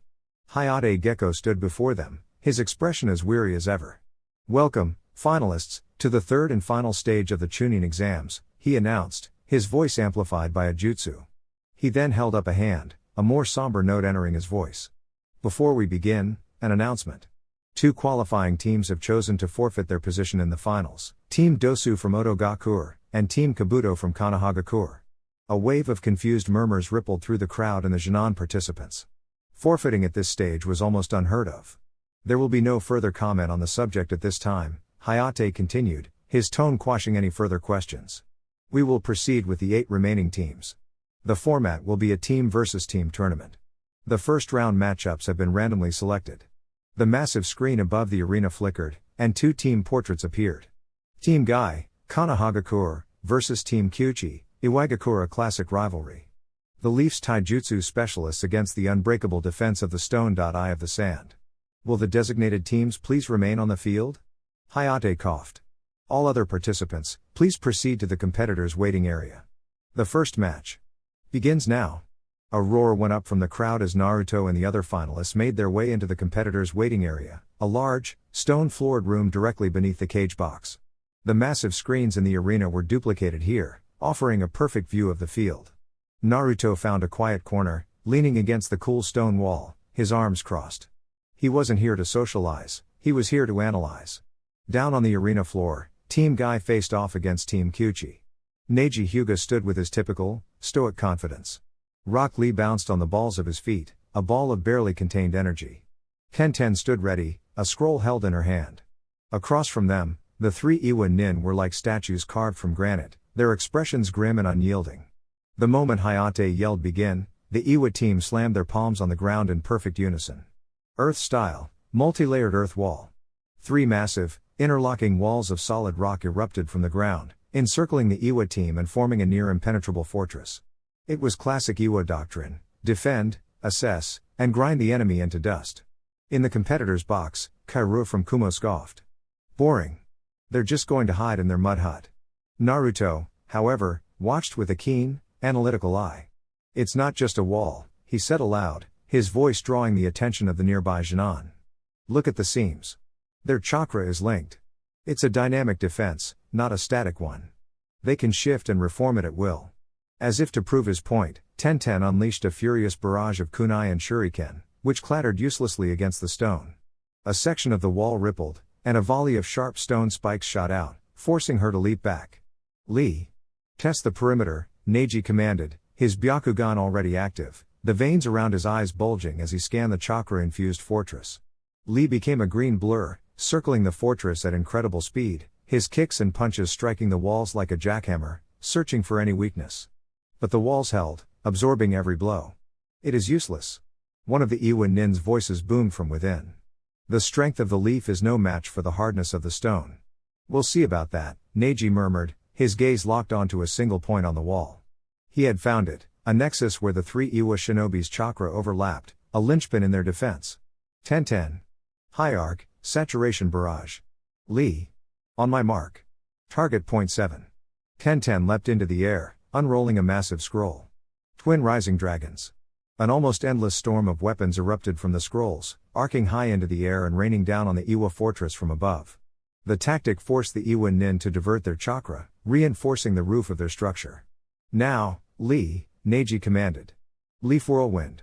Lee, a spinning vortex of green, struck the exact point Neji had indicated with a devastating axe kick. The wall didn't break. But a spider web of cracks appeared, and a visible flicker of chakra disrupted the fortress's smooth surface. It was the opening Neji had been waiting for. He shot forward with a speed that shocked the crowd. He didn't try to break the wall. He passed right through it, his hand glowing with the gentle fist chakra. He appeared in the center of the fortress, a silent phantom among the three stunned Iwa Nin. You are within my divination, Neji stated, his voice cold and absolute. 8 trigrams, 64 palms. His hands became a blur, striking the three Iwa Nin in a blindingly fast sequence. 2 palms. 4 palms. 8. 16. 32. 64. Each strike was perfect, sealing their tenketsu points with ruthless precision. The three Iwa shinobi collapsed, their chakra completely shut down. Outside, their fortress crumbled into dust. Winner, Team Guy. Hayate announced to a stunned and then roaring crowd. In the cage box, Aniki let out a disgusted TCH. The Raikage leaned forward, a genuinely impressed grin on his face. That green one's speed is impressive. And the Hyuga's eyes. Konoha's new generation is not to be underestimated. The Kazekage remained silent, his cold eyes lingering on Neji's display of power. As Team Guy left the field to thunderous applause, the massive screen flickered to life again, the names of the next two teams scrolling rapidly before locking into place. Team Kurani, Konohagurake, versus Team Naruto Namikaze, Konohagakure. A wave of murmurs rippled through the stadium. The one-man team versus 3 of his former classmates. In the waiting area, Kiba's face split into a feral grin, his knuckles cracking. All right. Finally, a rematch, he declared, a wild energy buzzing around him. This time it'll be different, Naruto. We're not those brats from the academy anymore. Akamaru barked in agreement from his jacket. Beside him, Shino adjusted his glasses, his expression hidden as always, but his posture was tense. His logic is sound. We know his teaching methods. Therefore, we should be able to predict his strategy. The probability of our victory is not insignificant. Hinata, however, was pale, her hands clasped tightly in front of her. She remembered Naruto's lessons, his relentless pace, the casual way he dismantled their best efforts. But she also remembered the pride in his voice when they finally succeeded. She met his gaze across the room and gave a small, determined nod. She would not disappoint her teacher. Naruto just smiled. He pushed himself off the wall and began walking towards the tunnel, the roar of the crowd already calling his name. He stepped out onto the sun-drenched arena floor, the sheer scale of the audience a physical presence. He didn't let it faze him. He walked to the center of the field, his expression calm, his posture relaxed. Across from him, Team Kurani took their positions. Ready, Naruto-sensei? Kiba taunted, a playful but challenging glint in his eyes. I taught you everything you know, Kiba, Naruto replied, his voice calm but carrying easily across the field. But I didn't teach you everything I know. Begin. Hayate's voice rasped. Team Kurani didn't hesitate. They moved with the practiced, coordinated grace Naruto himself had drilled into them. Hinata, find him, Kiba yelled. Byakugan. Hinata's eyes transformed, the veins around her temples bulging. Her 360-degree vision scanned Naruto, locking onto his chakra network. Shino, now. Parasitic insects jutsu. Shino unleashed a vast, buzzing cloud of his Kikaiku bugs, which swarmed not at Naruto directly, but fanned out, creating a massive sensory net to track his every move. He's all yours, Kiba. Fang over fang. With his position locked by Hinata and his movements tracked by Shino, Kiba and Akamaru became a single, spinning vortex of destruction, rocketing across the field directly at Naruto. It was a perfect trap, designed to overwhelm a single opponent with coordinated sensory data and overwhelming force. The crowd leaned forward. In the cage box, the Raikage grunted in approval. A solid strategy. Let's see how the brat handles it. Naruto watched the incoming attack, his expression unchanged. He didn't make a hand sign. He didn't draw his sword. He just took a single, deliberate step forward. And vanished. Not in a flicker of speed, but in a haze of shimmering heat. Hinata gasped. His chakra. It's gone. Shino's bugs, their primary tracking method nullified, buzzed in confusion. Kiba's fang over fang tore through the heat haze, hitting nothing but empty air and sending him skidding to a halt on the far side of the arena. What was that? Kiba yelled, spinning around. A simple heat haze genjutsu, Naruto's voice said, seemingly coming from everywhere at once. Just enough to distort my chakra signature from your Byakugan and confuse your insects, Shino. You rely too much on your primary senses. The three Chunin went back to back, desperately scanning the empty arena. Where is he? Above you. They looked up. Naruto was standing upside down on the underside of the massive arena screen high above them, held there by a simple application of chakra. He was looking down at them, a faintly disappointed look on his face. Lesson number 1, he called down, his voice echoing. Your opponent's position is only what they allow you to see. Always control the vertical space. He dropped. Not with a leap, but like a stone, plummeting towards the arena floor. He fell 50 feet in the blink of an eye, and just before he hit the ground, he flickered again. Thump. Thump. Thump. 3 soft, almost gentle sounds. Kiba, Shino, and Hinata collapsed simultaneously, slumping to the ground, unconscious. Naruto stood in the center of them, his hand just retracting from the back of Hinata's neck. He hadn't used a jutsu. He had simply moved between all 3 of them in the space of a single heartbeat, delivering a precise, non-lethal chakra strike to a pressure point on each of them. The entire arena was silent. The crowd, the Kages, the other Chunin, they were all processing the sheer, unbelievable speed they had just witnessed. The match had lasted less than 30 seconds. Hayate stared, his mouth slightly agape, before he finally shook himself from his stupor. Winner, Team Naruto Namikaze. A beat of stunned silence, and then the stadium erupted. The roar was deafening. It wasn't just cheering, it was a sound of pure awe. In the cage box, Anaki just grunted. The Raikage, however, was on his feet, his eyes wide with a predatory, excited gleam. That speed. Sarutobi, that is the yellow flash all over again. The Kazekage leaned forward, his golden eyes narrowed with a hungry, obsessive interest. Incredible. Naruto just stood in the center of the roaring arena, a calm smile on his face. He looked at his unconscious friends, wondering if he maybe should have given them more time to show off their skills. Whoops. Naruto walked back into the competitors' waiting area, the roar of the crowd still echoing behind him. The atmosphere in the stone room had shifted. The nervous energy was gone, replaced by a thick, heavy silence. Every eye was on him. Kaoru from the Kumo team was glaring, her hand resting on the hilt of her sword, a mixture of anger and disbelief on her face. Gaara watched him with those same cold, turquoise eyes, but the bloodlust was gone, replaced by a chilling, analytical curiosity. Sasuke just stared, his fists clenched so tightly his knuckles were white. Naruto ignored them all. He reclaimed his spot against the wall, his expression calm, as if he'd just finished a light warm-up. He had delivered his message. Now, it was time to watch and learn. Down on the arena floor, a team of medics was carefully placing Kiba, Shino, and Hinata onto stretchers. Hayate Gecko waited until they were clear before coughing into his hand, his own shock still visible. An unexpectedly decisive victory for Team Naruto Namikaze, he announced, his voice raspy. He turned his attention back to the massive screen. We will now proceed to the third match of the first round. The names on the screen scrolled once more before locking into place. Team Asuma, Konoha versus Team Baki, Sunagage. A new wave of anticipation surged through the stadium. The legendary Ino-Shika-cho formation of Konoha against the terrifying sand siblings of Sunagakur. Ho! The Raikage grunted from the cage box. The Leafs' famous teamwork against the Kazekage's children. This will be a true test of philosophy.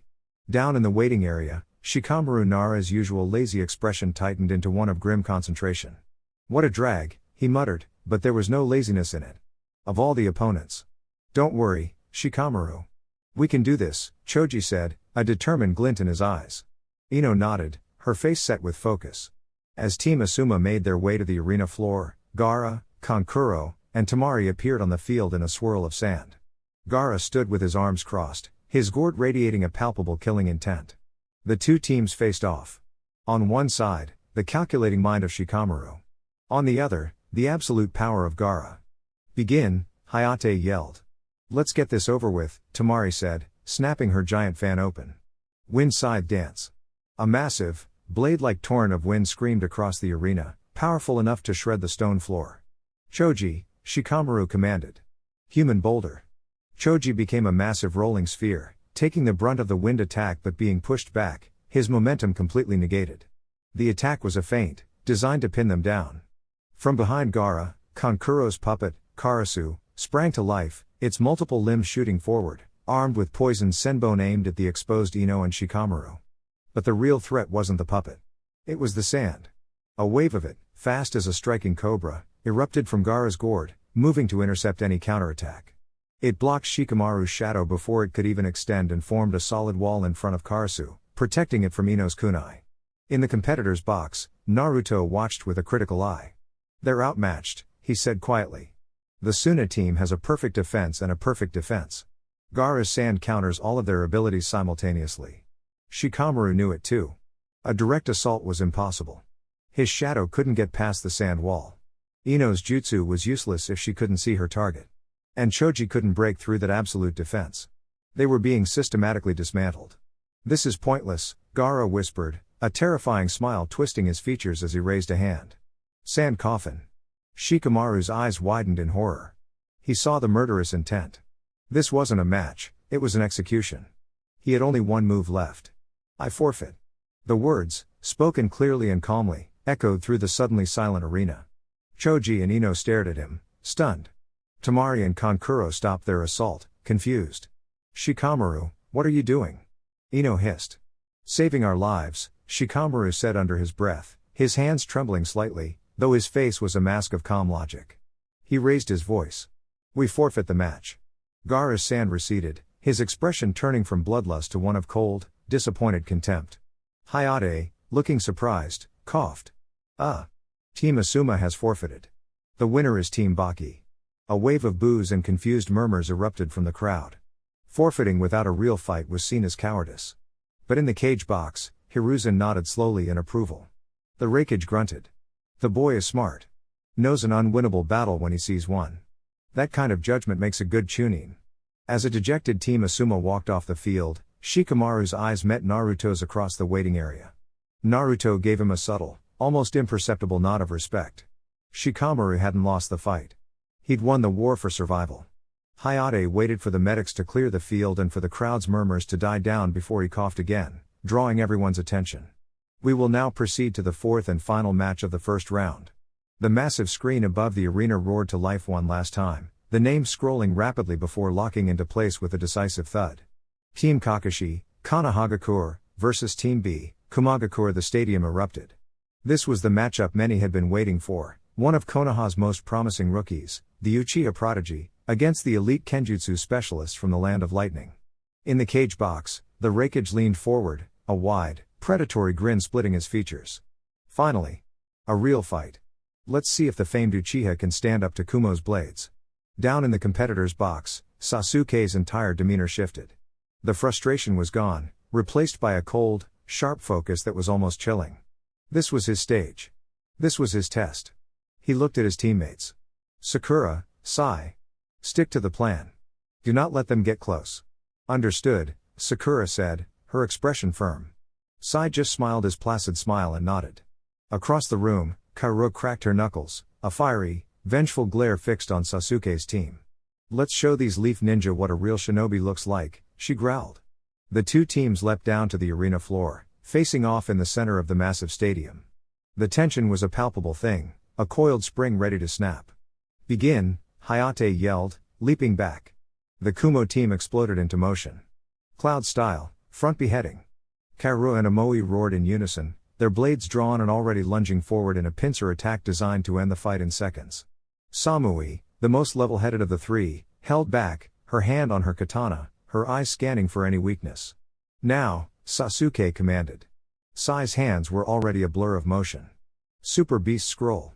Two ink lions sprang from his scroll, not attacking, but leaping to the sides, drawing the attention of the two charging Kumo nin for a fraction of a second. It was all Sakura needed. She slammed her palms on the ground. Genjutsu, false ground. For a single, imperceptible moment, the ground beneath Kaoru and Amoe seemed to shimmer, creating a subtle illusion of uneven footing that threw their charge off by mere inches. In that instant, Sasuke moved. He wasn't aiming for the attackers. He shot past them, a blur of blue and black, his target the calm, composed leader at the back. Samui reacted with incredible speed, her blade flashing out to meet his. The clang of steel on steel rang through the arena. But Sasuke wasn't trying to overpower her. He was pinning her, separating the leader from her team. Kaoru and Amoe, having corrected their footing and bypassed the ink lions, spun around, enraged at the tactic. "Don't you ignore us," Kaoru yelled, charging at Sasuke's exposed back. "I wasn't," Sasuke said, his Sharingan blazing to life as he kept Samui's blade locked with his own.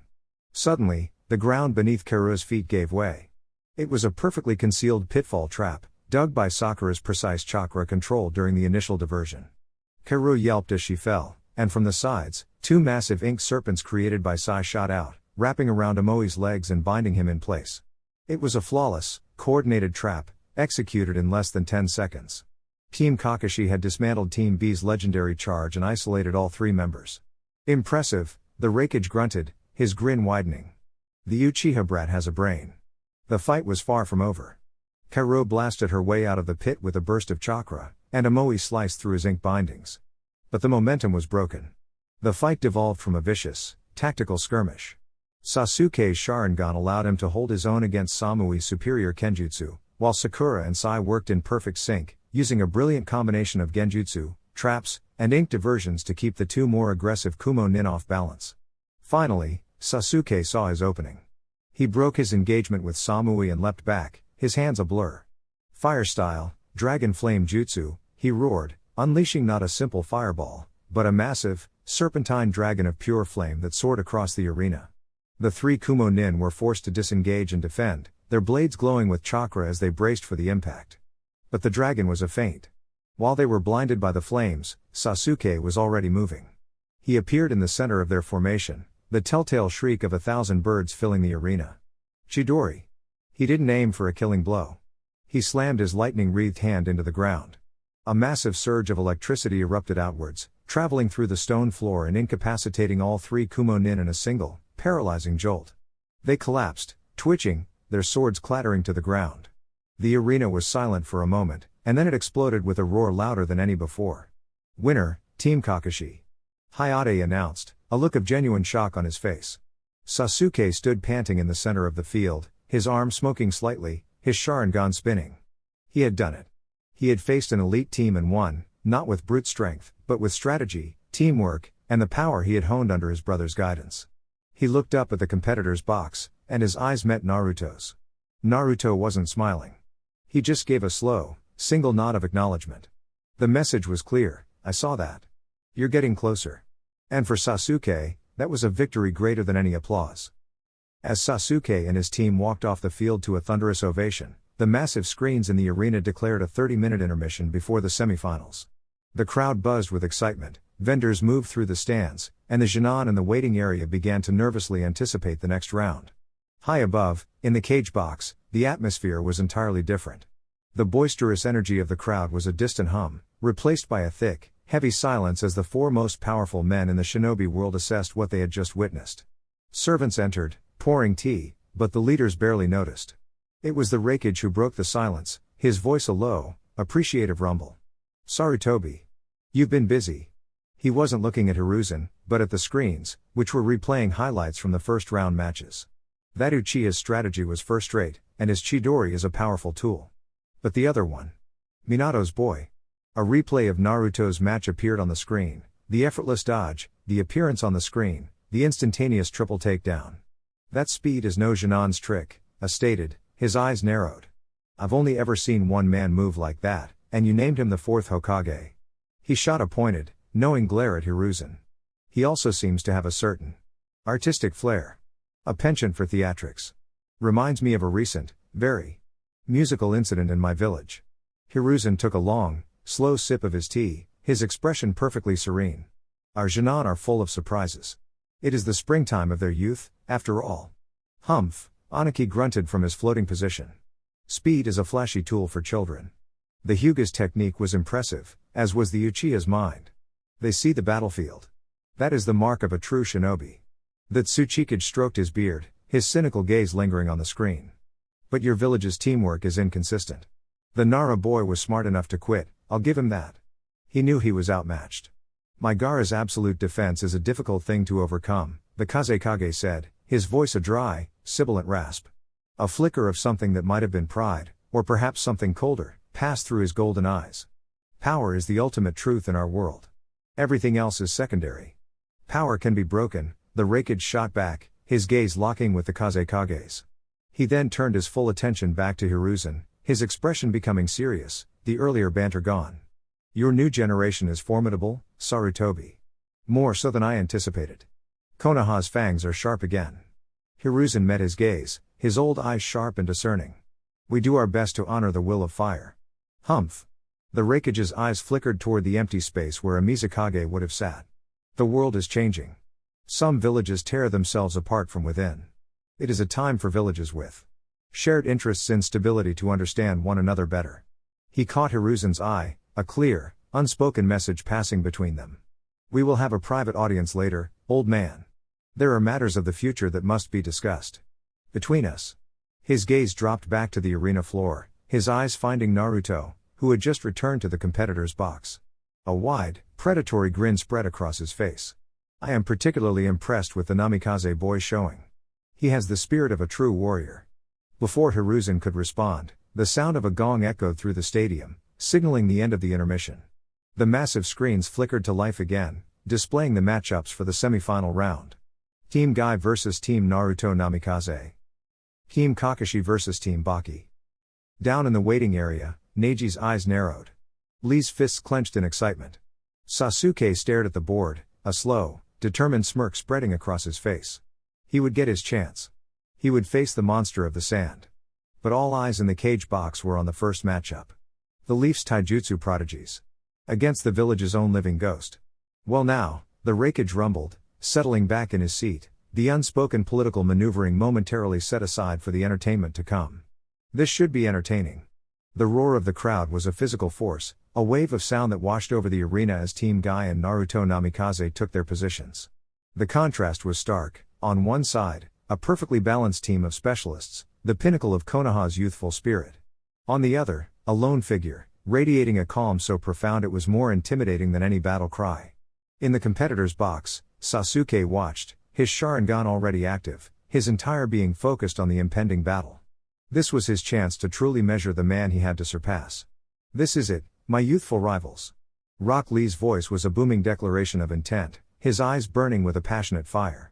Let us have a battle that will make the very flames of youth burn brighter. Neji Hyuga activated his Byakugan, his expression one of supreme, almost arrogant, confidence. Your movements are unorthodox, your chakra is immense. But you have a flaw. You are only one man. Naruto just smiled, a genuine, appreciative gesture. He drew the sword from his back, holding it in a simple, ready stance. I know. This is going to be fun. Begin, Hayate yelled. Team Guy exploded into motion with the kind of seamless coordination born from countless hours of training. Lee, front assault. Kenten, cover fire. I will find your weakness, Neji commanded, his gaze already locked onto Naruto's chakra network. Kenten leapt back, unrolling a scroll. Iron barrage. 1,000 weapons, kunai, shuriken, senbon, erupted from the parchment, a glittering storm of steel that blotted out the sun as it rained down on Naruto's position. Simultaneously, Rock Lee became a green blur, a leaf whirlwind of kicks and punches aimed at Naruto's flank, perfectly timed to strike the moment he was forced to deal with the aerial assault. The crowd gasped. It was a perfect pincer attack, impossible for a single person to counter. In the cage box, the Raikage grunted.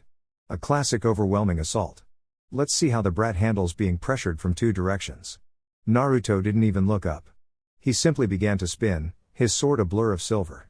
It wasn't a defensive technique, it was a controlled, violent whirlwind of steel.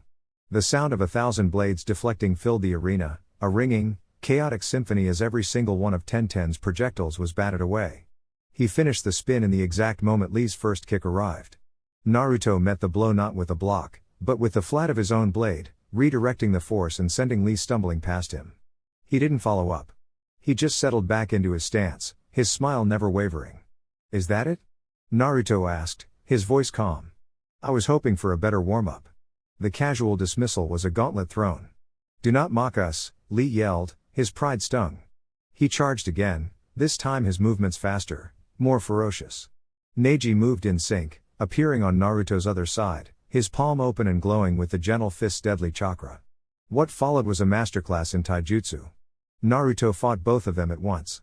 He used his sword to parry Neji's precise, chakra-sealing strikes, the blade moving with an impossible fluidity, never once allowing the Hyuga to make contact. At the same time, he used his free hand and his footwork to deflect and evade Lee's powerful, bone-jarring kicks. He was a whirlwind of orange and black, a solitary dancer in a storm of two of the Leaf's finest taijutsu specialists. The crowd was on its feet, roaring. The sheer skill on display was breathtaking. He's fighting them to a standstill, Sakura whispered in disbelief from the stands. Lee, seeing their combined assault was going nowhere, leapt back. His face was flushed, his breathing heavy. Guy-sensei. He is too strong. Our normal methods are not enough.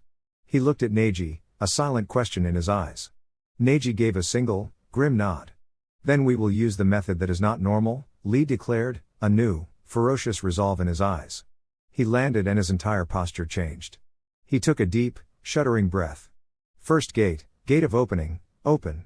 A visible wave of chakra erupted from him. Second gate, gate of healing, open. Third gate, gate of life, open. A powerful, greenish aura exploded around Rock Lee, his skin flushing a deep red. The very air around him seemed to vibrate with power. In the cage box, the Kages all leaned forward, their expressions sharp. Ho! The Raikage boomed, his eyes wide with genuine excitement. The 8 gates. To see a Chunin with the will to destroy his own body for power. Magnificent. This is the spirit of a true warrior. Reckless, Aniki grunted, though his eyes were fixed on the field. But the power is undeniable. The Kazekage watched with a hungry, scientific curiosity, a flicker of a serpentine tongue darting across his lips. Naruto's smile finally faded, replaced by an expression of profound respect. He sheathed his sword with a soft click. Good, he said, his voice quiet but clear. Show me what you've really got, Lee. Lee vanished. He didn't flicker. He was simply gone from sight. The next moment, a sonic boom cracked through the arena as he reappeared in front of Naruto, his fist cocked back. The speed was so immense, it was beyond what even most Jonin could track. The blow landed, a direct, solid hit to Naruto's jaw. A shockwave erupted from the point of impact, and Naruto was sent flying, tumbling through the air like a ragdoll before crashing into the arena wall with a sickening crunch that echoed through the stunned silence of the stadium. For a moment, no one moved. No one breathed. Is it over? Tenten whispered, her eyes wide.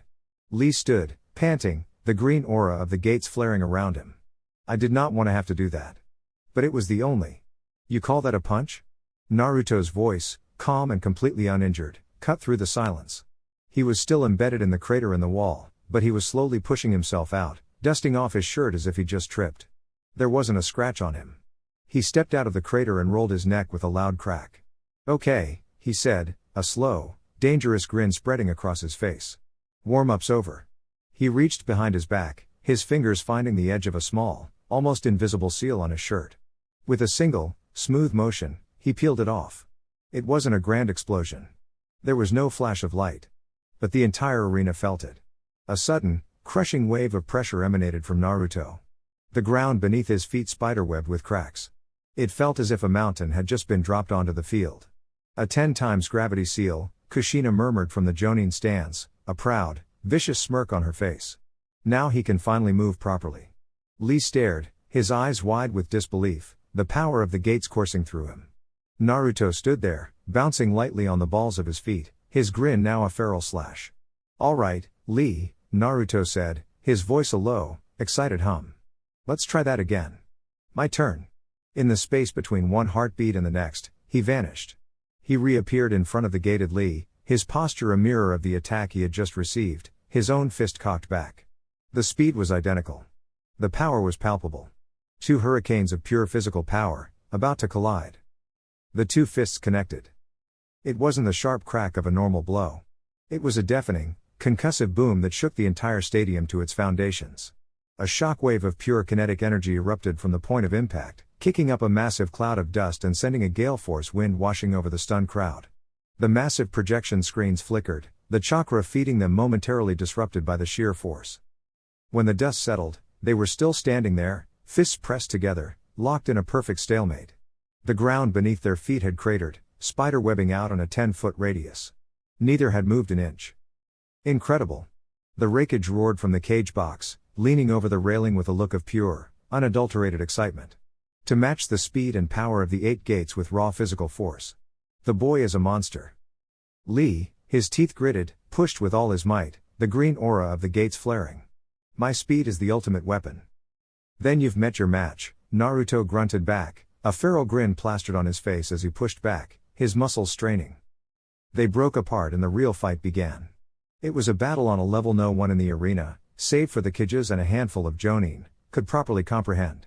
They were phantoms, blurs of green and orange that flickered across the arena, their movements breaking the sound barrier. Every clash of a kick meeting a block, a punch parried by a forearm, sent shockwaves rippling through the air. They were two hurricanes of pure taijutsu, each refusing to give an inch. From the sidelines, Neji watched with his Byakugan, his genius mind struggling to keep up. "Their speed is too great. Even my eyes can barely follow their movements. Lee's body is already tearing itself apart. He cannot maintain this pace." He looked at Tenten, his decision made. "We have to intervene.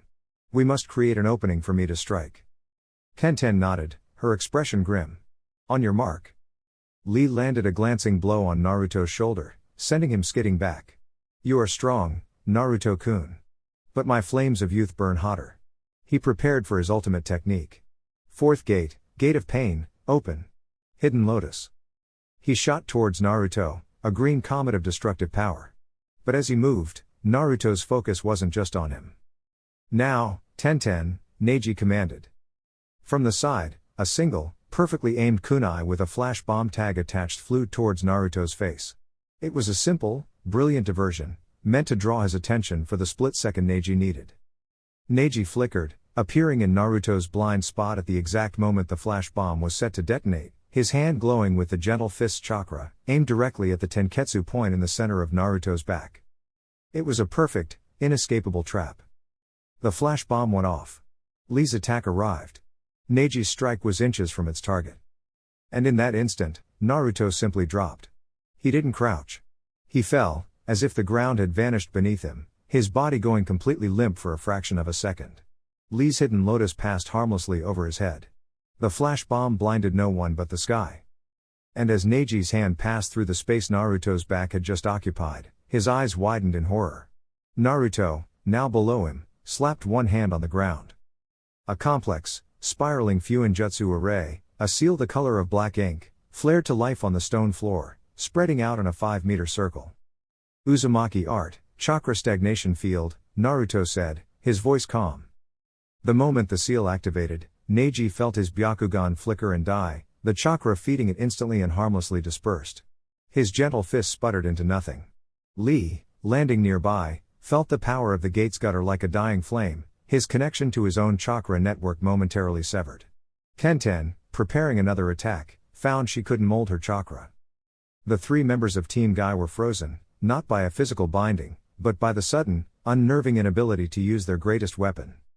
In the silent, shocked arena, Naruto stood up. He flickered once, a whisper of movement. He appeared behind Tenten, a single finger gently tapping the back of her neck. He flickered again, appearing beside Lee, his hand lightly touching his shoulder. He flickered a final time, Coming to a stop in front of Neji, his palm held open, an inch from the Hyuga's chest. "Checkmate," he said softly. The paralysis from the seal wore off. Lee's legs, no longer supported by the gate's power, gave out, and he collapsed, his muscles screaming in agony. Tenten stumbled, suddenly feeling the exhaustion of the battle. Neji just stood there, his eyes wide with the profound, absolute understanding of his defeat. "The winner," Hayate announced, his voice filled with a reverence that bordered on fear, "is Team Naruto Namikaze." The stadium was silent for a full 10 seconds. Then, it exploded. The sound was a physical thing, a tidal wave of awe and disbelief. In the cage box, Aniki was speechless. The Kazekage was smiling, a slow, serpentine gesture of pure, covetous delight. The Raikage was on his feet, slamming his massive hands on the railing.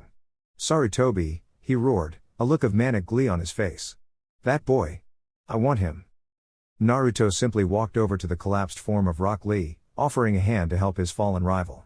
The world was watching, but in the center of the roaring arena, all he saw was a fellow shinobi who had given him a hell of a fight. The roar of the crowd for Naruto's victory was still a ringing echo as the medics carefully carried Rock Lee and his teammates from the field.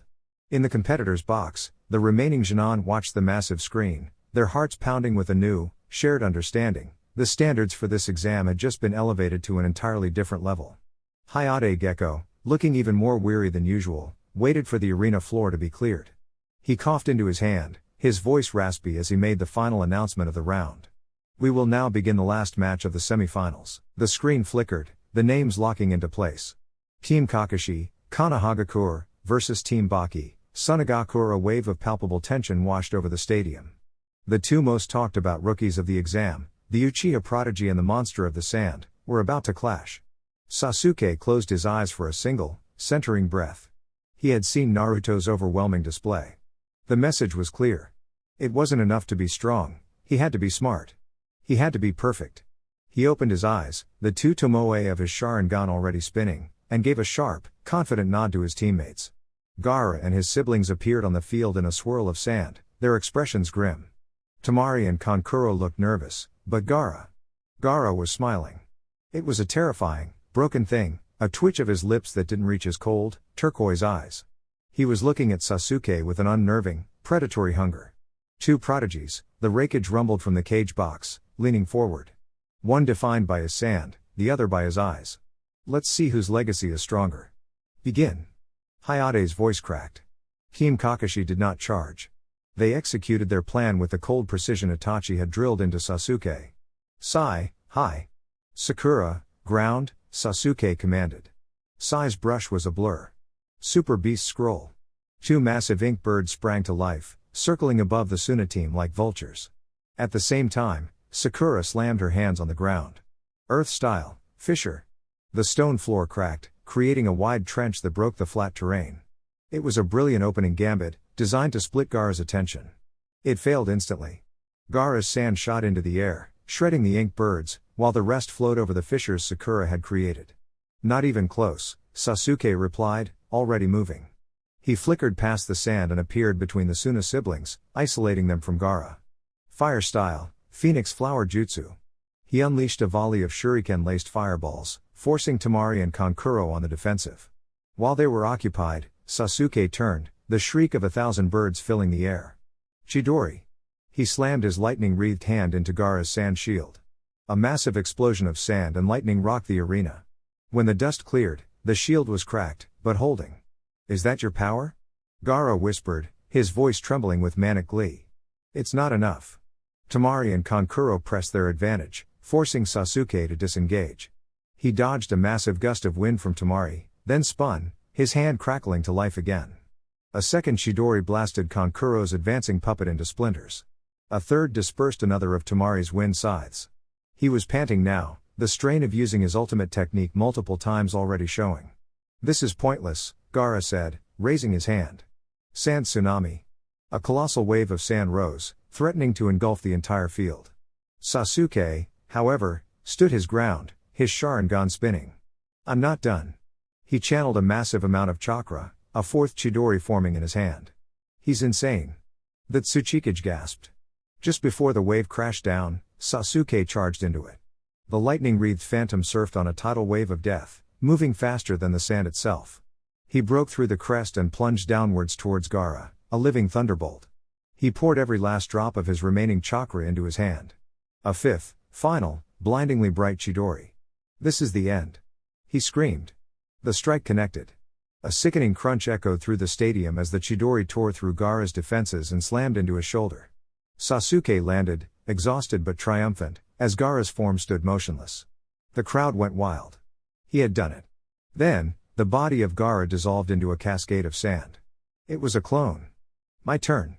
The real Gaara was standing exactly where he had been at the start, his arms still crossed, not a scratch on him. A massive, clawed hand of sand erupted from the ground beneath the completely exhausted Sasuke. That's enough. A blur of motion, and Kakashi Hatake stood between the sand claw and his student, his own Sharingan spinning. He caught the sand hand with a lightning-coated kunai, the force of the blow sending cracks through the arena floor. He looked at Hayate, his expression grim. Team Kakashi forfeits. A stunned silence fell over the arena. The sand claw receded. Sasuke, his body finally giving out, swayed on his feet. He looked at Gaara, then up at the competitor's box, his vision blurring as his gaze locked with Naruto's. I can still fight, he whispered, his voice a labored, defiant rasp, before his eyes rolled back and he collapsed to the ground, unconscious from pure chakra exhaustion. The silence was broken by the frantic shouts of medics rushing onto the field. Kakashi was already there, his hand on his student's neck, checking his vitals. Sakura and Sai leapt down from the competitor's box, their faces pale with worry as they ran to Sasuke's side. A wave of respectful, thunderous applause washed over the stadium. They had witnessed a loss, but they had also witnessed a display of sheer, unadulterated willpower that bordered on the superhuman. Sasuke Uchiha had lost the match, but he had won the respect of everyone watching. In the cage box, the leaders gave their own assessments. Humph. All that power and no control, Anaki grunted, though there was a grudging respect in his tone. He exhausted himself for a single strike on a clone. Pathetic tactical awareness. He has guts, the Raikage countered, his voice a low rumble. Pushed himself past his limits. A foolish way to lose, but a warrior's way. The boy has the spirit of a cage. The Kazekage remained silent, a faint, pleased smile hidden behind his veil.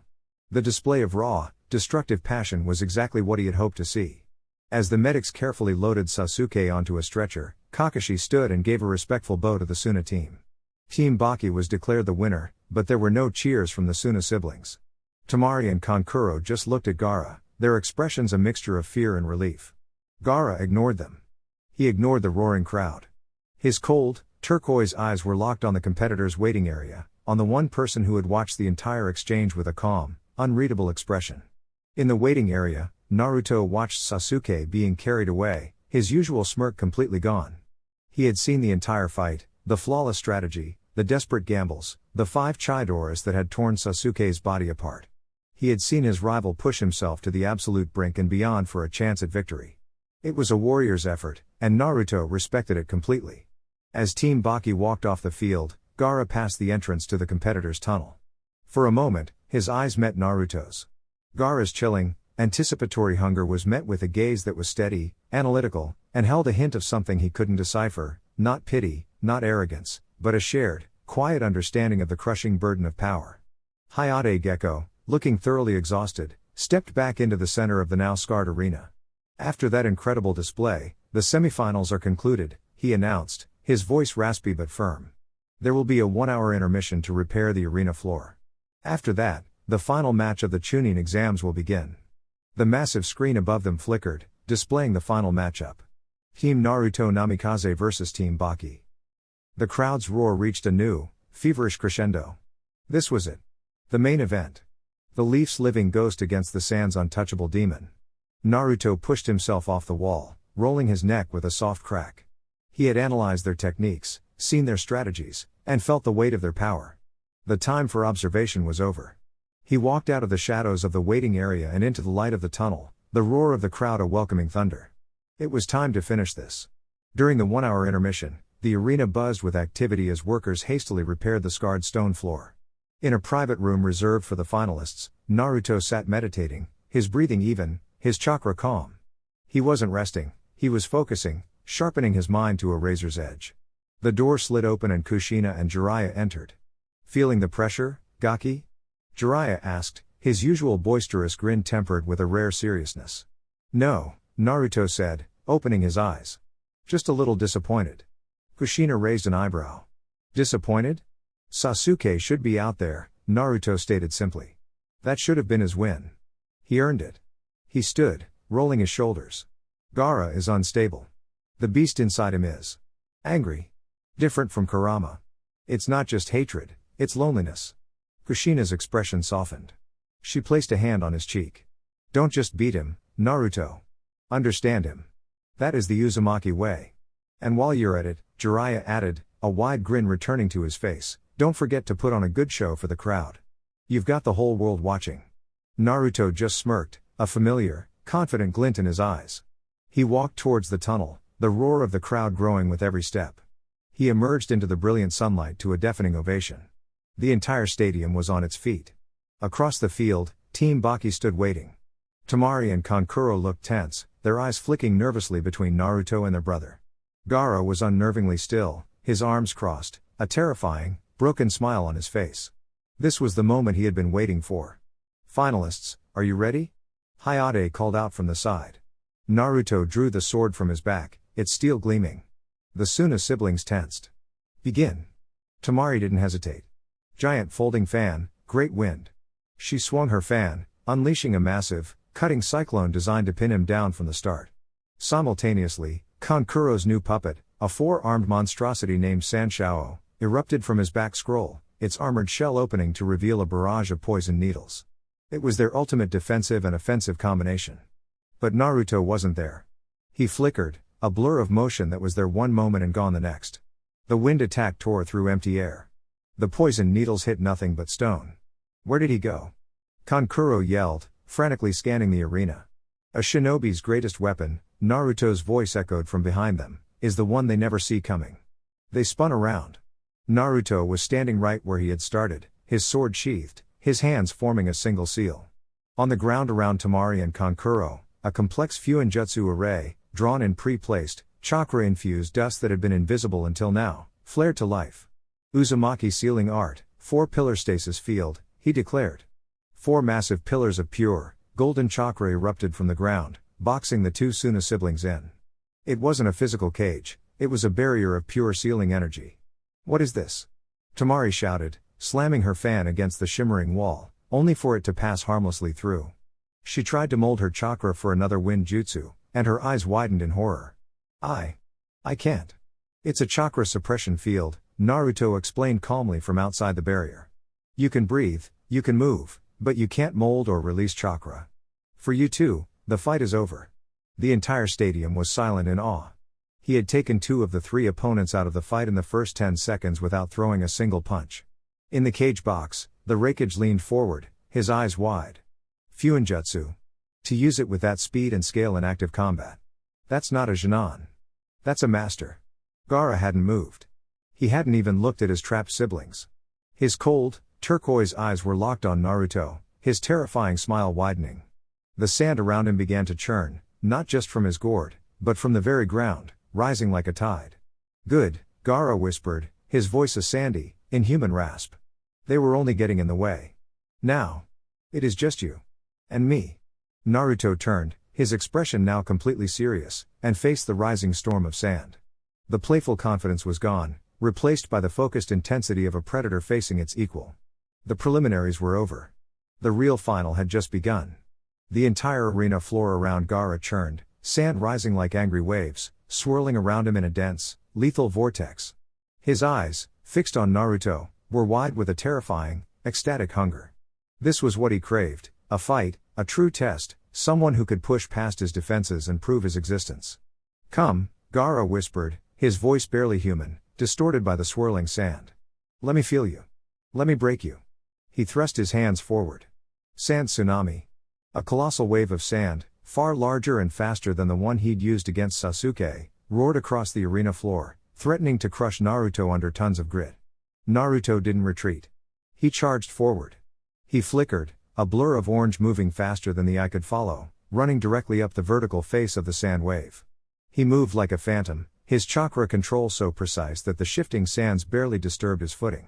He burst through the crest of the wave, appearing directly above Gaara. Too slow, Naruto stated, his sword already drawn, plunging downwards in a silver arc aimed at Gaara's head. But the sand reacted instantly. A shield, dense and hard as steel, snapped into place above Gaara, deflecting Naruto's blade with a screech of protesting metal. Before Naruto could follow up, dozens of sand spears shot up from below, forcing him to disengage, flipping backwards and landing lightly on the arena floor 50 feet away. Gaara hadn't moved. He hadn't flinched. His sand had defended him automatically, without a conscious command. Interesting, Naruto thought, his analytical mind kicking into high gear. It's not just a jutsu. The sand itself. It protects him. Like a second skin. He remembered Kushina's words, understand him. He could feel it now, interwoven with Gaara's own violent chakra. Another presence within the sand. Faint, ancient, fiercely protective. It wasn't the Shukaku. It was something else. Something maternal. His mother's will? Naruto mused. Imbued into the very sand that defends him? That changed the equation. Brute force wouldn't work. The defense was absolute because it wasn't just Gaara fighting. Naruto had to break not just the sand, but the will behind it. Is that all? Gaara hissed, his smile widening into a terrifying rictus. I thought you were fast. Tendrils of sand lashed out like whips, striking faster than bullets. Naruto danced between them, his movements fluid and economical, never staying in one place for more than a fraction of a second. He wasn't just dodging, he was analyzing, measuring the sand's reaction time, its limits, its patterns. In the cage box, the rakeage was gripping the railing, his knuckles white. Incredible speed. He's matching the sand blow for blow. He's not just matching it, Hiruzen observed, his eyes sharp. He's learning it. Naruto flickered again, appearing directly in front of Gaara, inside the swirling vortex of sand. He didn't attack. He simply reached out, his hand open, and touched the layer of sand armor covering Gaara's chest. Gaara flinched, surprised by the contact. The sand recoiled violently, trying to push Naruto away. But Naruto held his ground, channeling a small, steady stream of his own chakra into the sand. It wasn't an attack. It was a connection. He felt the wild, lonely rage of the Shukaku, but beneath it, he felt the fierce, desperate love woven into the sand itself. He's trapped, Naruto realized. Protected, but utterly alone inside that shell. What are you doing? Gaara shrieked, unnerved by the lack of aggression, by the strange warmth spreading through his armor. Just saying hello, Naruto replied, his voice calm. He pulled his hand back as a massive claw of sand tried to engulf him, flickering away just in time. The calm approach seemed to enrage Gaara even more. Stop mocking me. He screamed, clutching his head. The sand exploded outwards in all directions. Sand burial. The entire arena floor dissolved into a churning sea of sand, pulling everything towards Gaara, intending to crush it under immense pressure. Naruto leapt high into the air, landing upside down on the underside of the massive arena screen, just as he had against Team Kurani. He looked down at the raging storm below, his strategy formed. He couldn't break the defense through force alone. He couldn't reason with the beast within. He had to break the boy. He had to overwhelm the absolute defense so completely, so utterly, that the will protecting Gaara would shatter, forcing the lonely Jinchuriki to finally face the world on his own. He made a single hand sign, pouring an immense amount of chakra into it. Get ready, Gaara, Naruto called down, his voice echoing through the stadium, clear and sharp above the roar of the sand. Playtime is over. He formed a cross-shaped seal. Shadow clone jutsu. Not 1, not 10, but 1,000 Narutos exploded into existence, filling the underside of the massive screen and cascading down the arena walls like an orange waterfall. The sheer, sudden pressure of 1,000 chakra signatures slammed into the stadium, a palpable force that made the Junin in the waiting area stumble back and the Kages lean forward intently. 1,000? Kankuro whispered from within his chakra-suppressing prison, his eyes wide with disbelief. This is impossible. Temari breathed. Gaara just laughed, a high-pitched, broken sound. More flies for the spider. Let's see how absolute that defense is against this. The original Naruto yelled from his perch. All units. Attack. The 1,000 Narutos descended upon the churning sea of sand like a tidal wave. They didn't just charge blindly. They moved with coordinated, tactical precision. Hundreds formed Rasengans, slamming the swirling spheres into the sand defenses from every conceivable angle. Others unleashed a barrage of wind-style, great breakthrough jutsus, creating focused gales that tore through the sandstorm, disrupting its flow. Still others engaged the lashing sand tendrils directly, using taijutsu and kenjutsu to parry and redirect. The arena became a maelstrom of blue energy, cutting wind, and golden sand.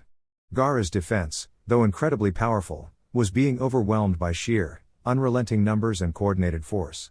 Cracks began to appear in the swirling vortex. For the first time, Gaara's expression shifted from manic glee to one of shocked disbelief.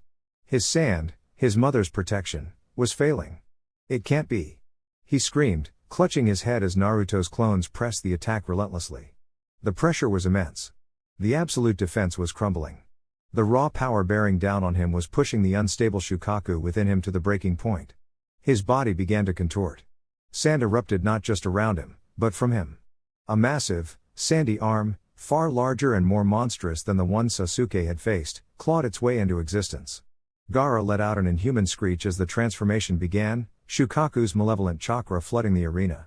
In the cage box, the Kazekage saw his opportunity. A slow, serpentine smile spread across his face. He made a subtle hand sign. Suddenly, soft white feathers began to drift down from the sky, blanketing the entire stadium. A powerful, wide-range genjutsu took hold. The roaring crowd fell silent, their eyes glazing over as they slumped in their seats. Most of the Chunin and lower-ranked shinobi succumbed instantly, falling into a deep, artificial sleep. Naruto felt the wave of soporific chakra wash over him. His clones flickered, their concentration broken. But deep within him, Kurama roared. Pathetic parlor tricks. Naruto's eyes flashed crimson. He didn't just resist the genjutsu, he obliterated it. A massive, violent wave of the Kyūbi's red, malevolent chakra exploded outwards from him, a raw, untamed force that vaporized every feather it touched and shattered the genjutsu's hold on the entire stadium. The sheer, unrestrained power was terrifying. It sent a jolt of primal fear through every conscious shinobi in the arena. But just as quickly as it appeared, the demonic red aura receded, pulled back under Naruto's control. It condensed, refined itself, transforming into a calm, steady, powerful golden radiance that pulsed around him like a controlled sun. In the cage box, the Raikage stared, his jaw slack. To release that much of the Kyūbi's power. And then rein it in instantly? That control. It's perfect. Hiruzen nodded grimly. The signal had been given. The Kazekage leapt from the box, shedding his disguise to reveal the pale, serpentine form of Orochimaru. Simultaneously, 4 sound shinobi appeared, erecting a purple barrier that trapped Hiruzen on the rooftop. It has been a long time, sensei, Orochimaru hissed. So, you finally show your true colors, Hiruzen said, shedding his Hokage robes to reveal his own battle armor beneath. Down below, the invasion began. Explosions rocked the outer walls of the stadium. Giant snakes erupted from scrolls, summoned into the stands. Sand and sound shinobi poured into the arena. Aniki, the Tsuchikage, floated higher, his expression one of cold calculation. This is Konoha's affair. Iwa withdraws. He signaled to his Anbu guards, and they flickered away, abandoning the leaf to its fate. The Raikage watched Orochimaru and Hiruzen on the roof, then looked down at the chaos erupting below, his gaze landing on Naruto, who was now facing the rapidly transforming Gaara. Sarutobi seems occupied. And the brat looks like he can handle the tanuki. He turned to his Jonin sensei on the balcony below. Yugito. Assist the leaf. Repel the invaders. Yugito Ni gave a sharp nod, her eyes blazing, and leapt into the fray, transforming partially into the fiery blue Matatabi. Daru. See. The Raikage commanded his personal guards. Protect our Junon. Get them out of the hot zone. The 2 elite Jonin nodded and moved to secure Samui, Karu, and Amoe. The Raikage then shot towards the rooftop barrier, lightning crackling around him. Sarutobi. Looks like you need a hand. I'll offer my support. On one condition. And that is? Hiruzen grunted, dodging a barrage of snakes summoned by Orochimaru. We'll discuss it after we crush this snake. The Raikage roared, slamming his lightning-enhanced fist into the barrier. Within the arena, Kushina saw the invasion start. Prearranged signals flashed between hidden leaf shinobi. Sections of the stadium walls shimmered as powerful barrier seals flared to life, trapping large groups of invaders and protecting the still slumbering civilians. A separate, stronger barrier snapped into place around the daimyo's box, Anbu guards appearing within it. Hidden cameras continued to broadcast everything, showing the world Konoha's preparedness. Kushina drew her sword, her eyes fixed on Temari and Kankuro, who who were staring in horror at their transformed brother. Naruto. Focus on Gaara. I'll keep his siblings busy. She leapt down, landing between Naruto and the four-pillar stasis field, her adamantine chains already erupting from her back. Naruto didn't look away from Gaara, who was now almost fully consumed by Shukaku's sandy form, a grotesque, partial transformation radiating immense, unstable power. The Chunin exam was over. The real battle had just begun. While Naruto focused solely on the rampaging Jinchuriki, the arena erupted into a multi-front battle. Kushina landed gracefully before the four-pillar stasis field, her adamantine chains already whipping through the air like golden serpents. With a precise application of her own chakra, she weakened one wall of the prison just enough for Temari and Kankuro to stumble out, gasping for air as their chakra returned. "Stay out of his way," Kushina commanded, her voice cold steel, her sword now drawn. "This is between the Jinchuriki." "Like hell." Kankuro snarled, summoning his puppet, Sanshao. "We protect Gaara." Temari snapped her fan open, readying a wind attack. Kushina just sighed, a sound of profound disappointment. "You still don't get it." Instead of engaging them directly, her chains moved with blinding speed, not striking, but weaving. In seconds, a shimmering, golden dome of pure chakra solidified around the two Suna siblings, trapping them inside a smaller, more potent barrier. "What is this?" Temari yelled, slamming her fan against the golden energy, which rippled but held firm. Kankuro's puppet struck the barrier, only to recoil as if hitting solid steel. "A conversation starter," Kushina said, retracting her sword and crossing her arms as she faced them through the translucent barrier. "Now, the real reason I decided to keep you two occupied, despite the fact my abilities could be better used elsewhere, is this." Her expression turned deadly serious, her violet eyes piercing. "Why? Why is Gaara like this?" Temari and Kankuro exchanged a nervous glance. "What are you talking about?" Kankuro blustered. "He's just powerful." "Don't insult my intelligence," Kushina snapped. "My son," she gestured towards Naruto, who was now summoning the giant toad Gamahiro to battle the Shukaku, "is like him. A Jinchuriki. He carries the 9 tails. Yet Gaara is broken. Consumed by the beast. That seal on him is flawed, unstable. Who did this to him? Why?" The siblings remained stubbornly silent, glaring at her. Kushina sighed again. "Look, I was a Jinchuriki too. I know the burden. I know the loneliness. But Gaara. This isn't just the beast. This is pain. Tell me." While Gamahiro clashed with the partially transformed Shukaku in the center of the arena, and the sounds of the wider invasion echoed around them, Kushina waited, her gaze unwavering. Slowly, reluctantly, seeing the genuine concern beneath the terrifying power, Temari began to speak. She told Kushina about their father, the 4th Kazekage, sealing Shukaku into Gaara before he was even born, using Gaara's mother as a sacrifice. She spoke of Gaara's isolation, the assassination attempts ordered by his own father, the belief that no one loved him, that his only purpose was to kill. Kankuro added grim details about the flawed seal, designed to allow Shukaku's power to leak out, making Gaara an unstable weapon rather than a controlled container. Kushina listened, her expression hardening with a cold fury directed not at the siblings, but at the Kazekage. He used his own son. Worse than any enemy. Time stretched on. Naruto, riding atop Gamahiro, continued his relentless assault on Shukaku, trying to find a way to reach Gaara himself. On the rooftop, the Raikage finally shattered the Sound Force barrier, joining Hiruzen in a thunderous two-front assault against Orochimaru. Throughout the village, the tide was turning as Konoha's prepared defenses and skilled shinobi systematically dismantled the invading forces. The Uchiha clan, in particular, fought with a disciplined ferocity that turned entire sections of the invasion back. Finally, Kushina gestured towards the chaos outside the stadium walls, where Leaf Shinobi were clearly gaining the upper hand. "Look around you. This invasion? It's failing. Your Kazekage's plan, Orochimaru's ambition. It's falling apart." She looked back at them, her expression softening slightly. "Your village chose the wrong allies. But it's not too late for Gaara." She deactivated the barrier, her chains receding. Temari and Kankuro tensed, expecting an attack, but Kushina simply stood there. "I offer you this," she said, her voice clear and strong. "Help. I am an Uzumaki, a master of Fuinjutsu. I can examine Gaara's seal. It might be possible to stabilize it, to fix what your father broke. To give your brother a chance at a real life."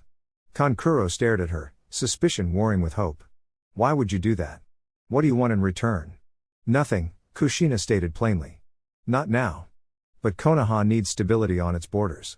A sand village ruled by Orochimaru's puppet Kazekage, or one consumed by an unstable Jinchuriki, is a threat to everyone. A stable, strong Suna, led by rational minds. That is something Konoha might need in the future. Consider this an investment. She looked towards the ongoing battle between Naruto and Shukaku. But first, my son needs to finish his fight. Naruto, perched atop Gamahiro's head, watched the colossal toad wrestle with the partially transformed Shukaku. Gamahiro was strong, but Shukaku's power, fueled by Gaara's pain and instability, was wild and unpredictable. Naruto closed his eyes, recalling the sensation of touching Gaara's sand armor, the desperate loneliness beneath the rage. He understood now. He couldn't just beat the beast, he had to reach the boy trapped inside. "All right, hero, that's enough," Naruto called out, his voice clear and commanding. "You can go home. I understand it now." Gamahiro grunted, shoving the Shukaku back with a final, mighty heave of his spear. "You sure, brat? This lunatic is still kicking." "I'm sure," Naruto confirmed. "Thanks for the help." Gamahiro nodded, albeit reluctantly. "Don't get yourself killed, Uzumaki." With a massive puff of smoke, the giant toad vanished. Naruto landed lightly on the scarred arena floor as Shukaku roared, regenerating the damage from Gamahiro's assault. Sand churned around the beast, preparing for another attack. Naruto stood his ground, facing the monstrosity, his expression calm. "All right, Kurama," Naruto projected inward, "you ready?" A low, rumbling chuckle echoed in his mind. "It's about time you stopped playing around. Show this overgrown sand cat what real power looks like." Naruto took a deep breath, focusing his chakra. Golden chains, brighter and more potent than his mother's, erupted from his back, his own adamantine sealing chains, a manifestation of his immense Uzumaki life force combined with the Kyūbi's power. They didn't shoot towards Shukaku to bind him directly. Instead, 4 massive chains slammed into the arena floor at cardinal points around the beast, forming the corners of a large square. He poured an astronomical amount of chakra into the chains, the seals at their tips flaring with an intense, almost black light. Uzumaki's secret art, celestial gravity well. Instantly, the space within the 4 chains distorted. Shukaku let out a screeching roar, not of pain, but of sheer, crushing pressure as the gravity within the defined area increased 100-fold. The partial transformation wavered, the sand construct struggling to maintain its form under the immense, artificial weight. The beast was pinned, immobilized not by physical bonds, but by the overwhelming force of altered reality. Even outside the field, the chakra drain was visible. The golden radiance around Naruto dimmed slightly, sweat beaded on his forehead, and his breathing grew heavier. Maintaining a 100x gravity field, even for him, was an immense strain, capable of draining even his colossal reserves in minutes. It was an absolute trump card, but one with a severe cost. He quickly formed a single-hand sign. Shadow Clone Jutsu. A lone clone appeared beside him. Naruto pulled out a pre-prepared paper tag, inscribed with an anti-gravity seal. He slapped it onto the clone's back. "You know what to do." The clone nodded, its form shimmering slightly as the anti-gravity seal counteracted the ambient pressure leaking from the main field. It walked into the crushing gravity well as if strolling through a park. The partially transformed Shukaku roared, trying to lash out, but its movements were agonizingly slow, pinned by the immense force. The clone walked directly up to the trapped beast, found the spot where Gaara's head was barely visible amidst the sand, and reared back its fist. He gave him a solid, hard, right hook, delivered with the righteous indignation of someone who understood loneliness but rejected despair. Wham! The clone's fist connected squarely with Gaara's jaw. The Jinchuriki's eyes rolled back in his head. The connection broke. Shukaku let out a final, fading howl as the sand construct crumbled, dissolving away, leaving only Gaara, unconscious, lying in the center of the square. Naruto immediately released the celestial gravity well. The oppressive pressure vanished instantly. The 4 golden chains retracted into his back. He swayed on his feet, panting heavily, the massive chakra expenditure hitting him all at once. The clone dispelled. He walked over to Gaara's unconscious form. The boy looked strangely peaceful, the lines of pain and hatred smoothed away in sleep. Naruto gently hoisted him over his shoulder and began walking towards where Kushina stood with Temari and Kankuro. The arena was silent. The invasion was faltering outside, Orochimaru was locked in battle on the roof, but down here, time seemed to stand still. Temari and Kankuro watched Naruto approach, carrying their brother, their expressions unreadable. Kushina met him halfway, her gaze assessing Gaara, then her son. "You overdid it with the gravity seal," she chided gently, the pride shone in her eyes. Had to be sure, Naruto mumbled, his legs feeling like lead. Kushina turned to the Sand siblings. Her offer still stood, but the circumstances had changed. This invasion has failed.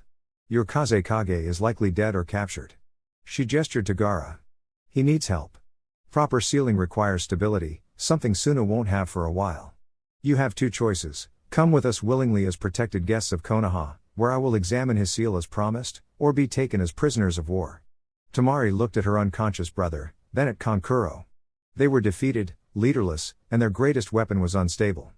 Kushina's offer, though couched in the language of capture, was an unexpected lifeline. We accept your protection, Tamari said quietly. Kushina nodded. She produced 3 storage scrolls. With practiced ease, she sealed the unconscious Gaara into one, and then, after brief, token resistance, Tamari and Kankuro allowed themselves to be sealed into the others. Prisoners, yes, but under the care of someone who might actually save their brother. With the Suna siblings secured, the adrenaline finally left Naruto. The world tilted sideways. He stumbled, his legs giving out completely. Kushina caught him before he hit the ground, pulling him into a strong, supporting embrace.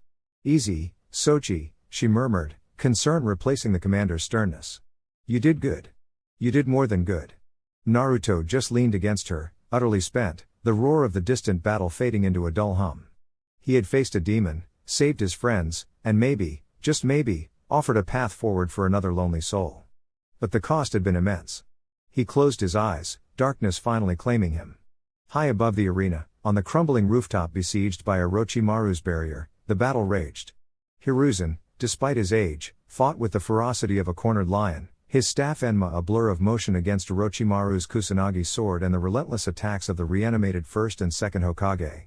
The Raikage, was a living thunderstorm, his lightning-enhanced taijutsu shattering the ground and keeping the reanimated shinobi off balance, but the Edo Tensei's immortality made it a battle of attrition they couldn't win. This is pointless, Sarutobi. The Raikage roared, dodging a massive water dragon conjured by Tobirama Senju. They cannot be killed. We need to take out the summoner. I know. Hiruzen grunted, parrying a strike from Hashirama Senju that splintered the rooftop tiles. He began forming a complex series of hand seals, a grim determination hardening his features. There is only one way. Reaper Death Seal. Hold it, old man. The Raikage yelled, intercepting Hiruzen's movement. Don't throw your life away. Look. A crimson blur shot up from the arena below, landing silently on the rooftop beside them. Kushina Uzumaki stood there, her red hair whipping in the wind, her violet eyes blazing as she took in the scene, her mentor preparing to sacrifice himself, the Raikage holding him back, and the horrifying sight of the first and second Hokage, desecrated and forced to fight against their own village. Just in time, red hot. The Raikage boomed, relief evident in his voice. Your senile cage here was about to kill himself trying to seal these puppets. Can you do something about them? Kushina didn't answer immediately. Her gaze locked onto the reanimated figures of Hashirama and Tobirama, and a terrifying aura began to emanate from her. It wasn't the hot, explosive rage she usually displayed. This was a cold, deep, primal fury that made the very air grow heavy. Her red hair began to lift and writhe, splitting into 9 distinct, tails of pure, incandescent golden chakra, swirling around her like manifestations of righteous wrath. The Uzumaki clan held a deep reverence for the balance between life and death, their sealing arts intrinsically tied to the natural cycle of souls. To see the revered founders of their allied village dragged back from the afterlife, turned into mindless weapons. It was an unforgivable blasphemy. Even Orochimaru, who reveled in twisting the natural order, felt a jolt of genuine fear. He had faced Kushina's rage before, but this felt different. This felt like the wrath of death itself. Orochimaru. Kushina's voice was deceptively soft, yet it resonated with an ancient power that made the reanimated Hokage hesitate in their attacks. You have defiled the dead. You have mocked the cycle. For this, there is no forgiveness. Her adamantine sealing chains exploded outwards, not attacking, but weaving around the first and second Hokage with impossible speed, binding them completely. They struggled against the golden energy, but the chains, designed to hold tailed beasts, held the legendary shinobi firm. Kushina flashed through a series of single-handed seals, her other hand outstretched towards the struggling figures. Uzumaki's secret art, soul unbinding. A wave of pure, white chakra flowed from her palm, striking the curse tags embedded in the Edo Tensei bodies. The black ink sizzled and dissolved, severing Orochimaru's control instantly. The blank, Dead eyes of Hashirama and Tobirama flickered with a brief spark of their former selves. They looked at Kushina, then at Hiruzen, a silent apology in their gazes. Rest now, Kushina commanded softly, shifting her seals. Return seal, Cycle's embrace. The golden chains glowed brighter, and the bodies of the first and second Hokage dissolved into dust and light, their souls finally released back to the afterlife. The entire process took less than 10 seconds. Kushina then turned her full attention to the Sannin, her 9 tails of chakra swirling menacingly. Hiruzen and the Raikage instinctively took a step back, neither wanting to be caught in the crossfire of true Uzumaki fury. Orochimaru recognized the danger. His primary objective, Sasuke, had escaped him. His secondary objective, killing Hiruzen, was now impossible. His trump card, the Edo Tensei, was gone. It was time to retreat. He made a subtle signal, and throughout the village, the remaining sound and sand shinobi began to disengage. This isn't over, Orochimaru hissed, preparing to melt into the rooftop tiles. Oh, I don't think so, Kushina snarled. She moved faster than Orochimaru could react, a crimson blur crossing the rooftop in an instant. Her sword flashed, a silver arc of pure vengeance. Orochimaru's eyes widened in shock as his arms were severed at the shoulders, followed swiftly by his legs at the hips. His limbless torso hit the roof with a sickening thud. Before Kushina could deliver a final, decisive blow, a figure appeared in a swirl of leaves, Kabuto Yakushi. Seeing the state of his master, Kabuto didn't hesitate.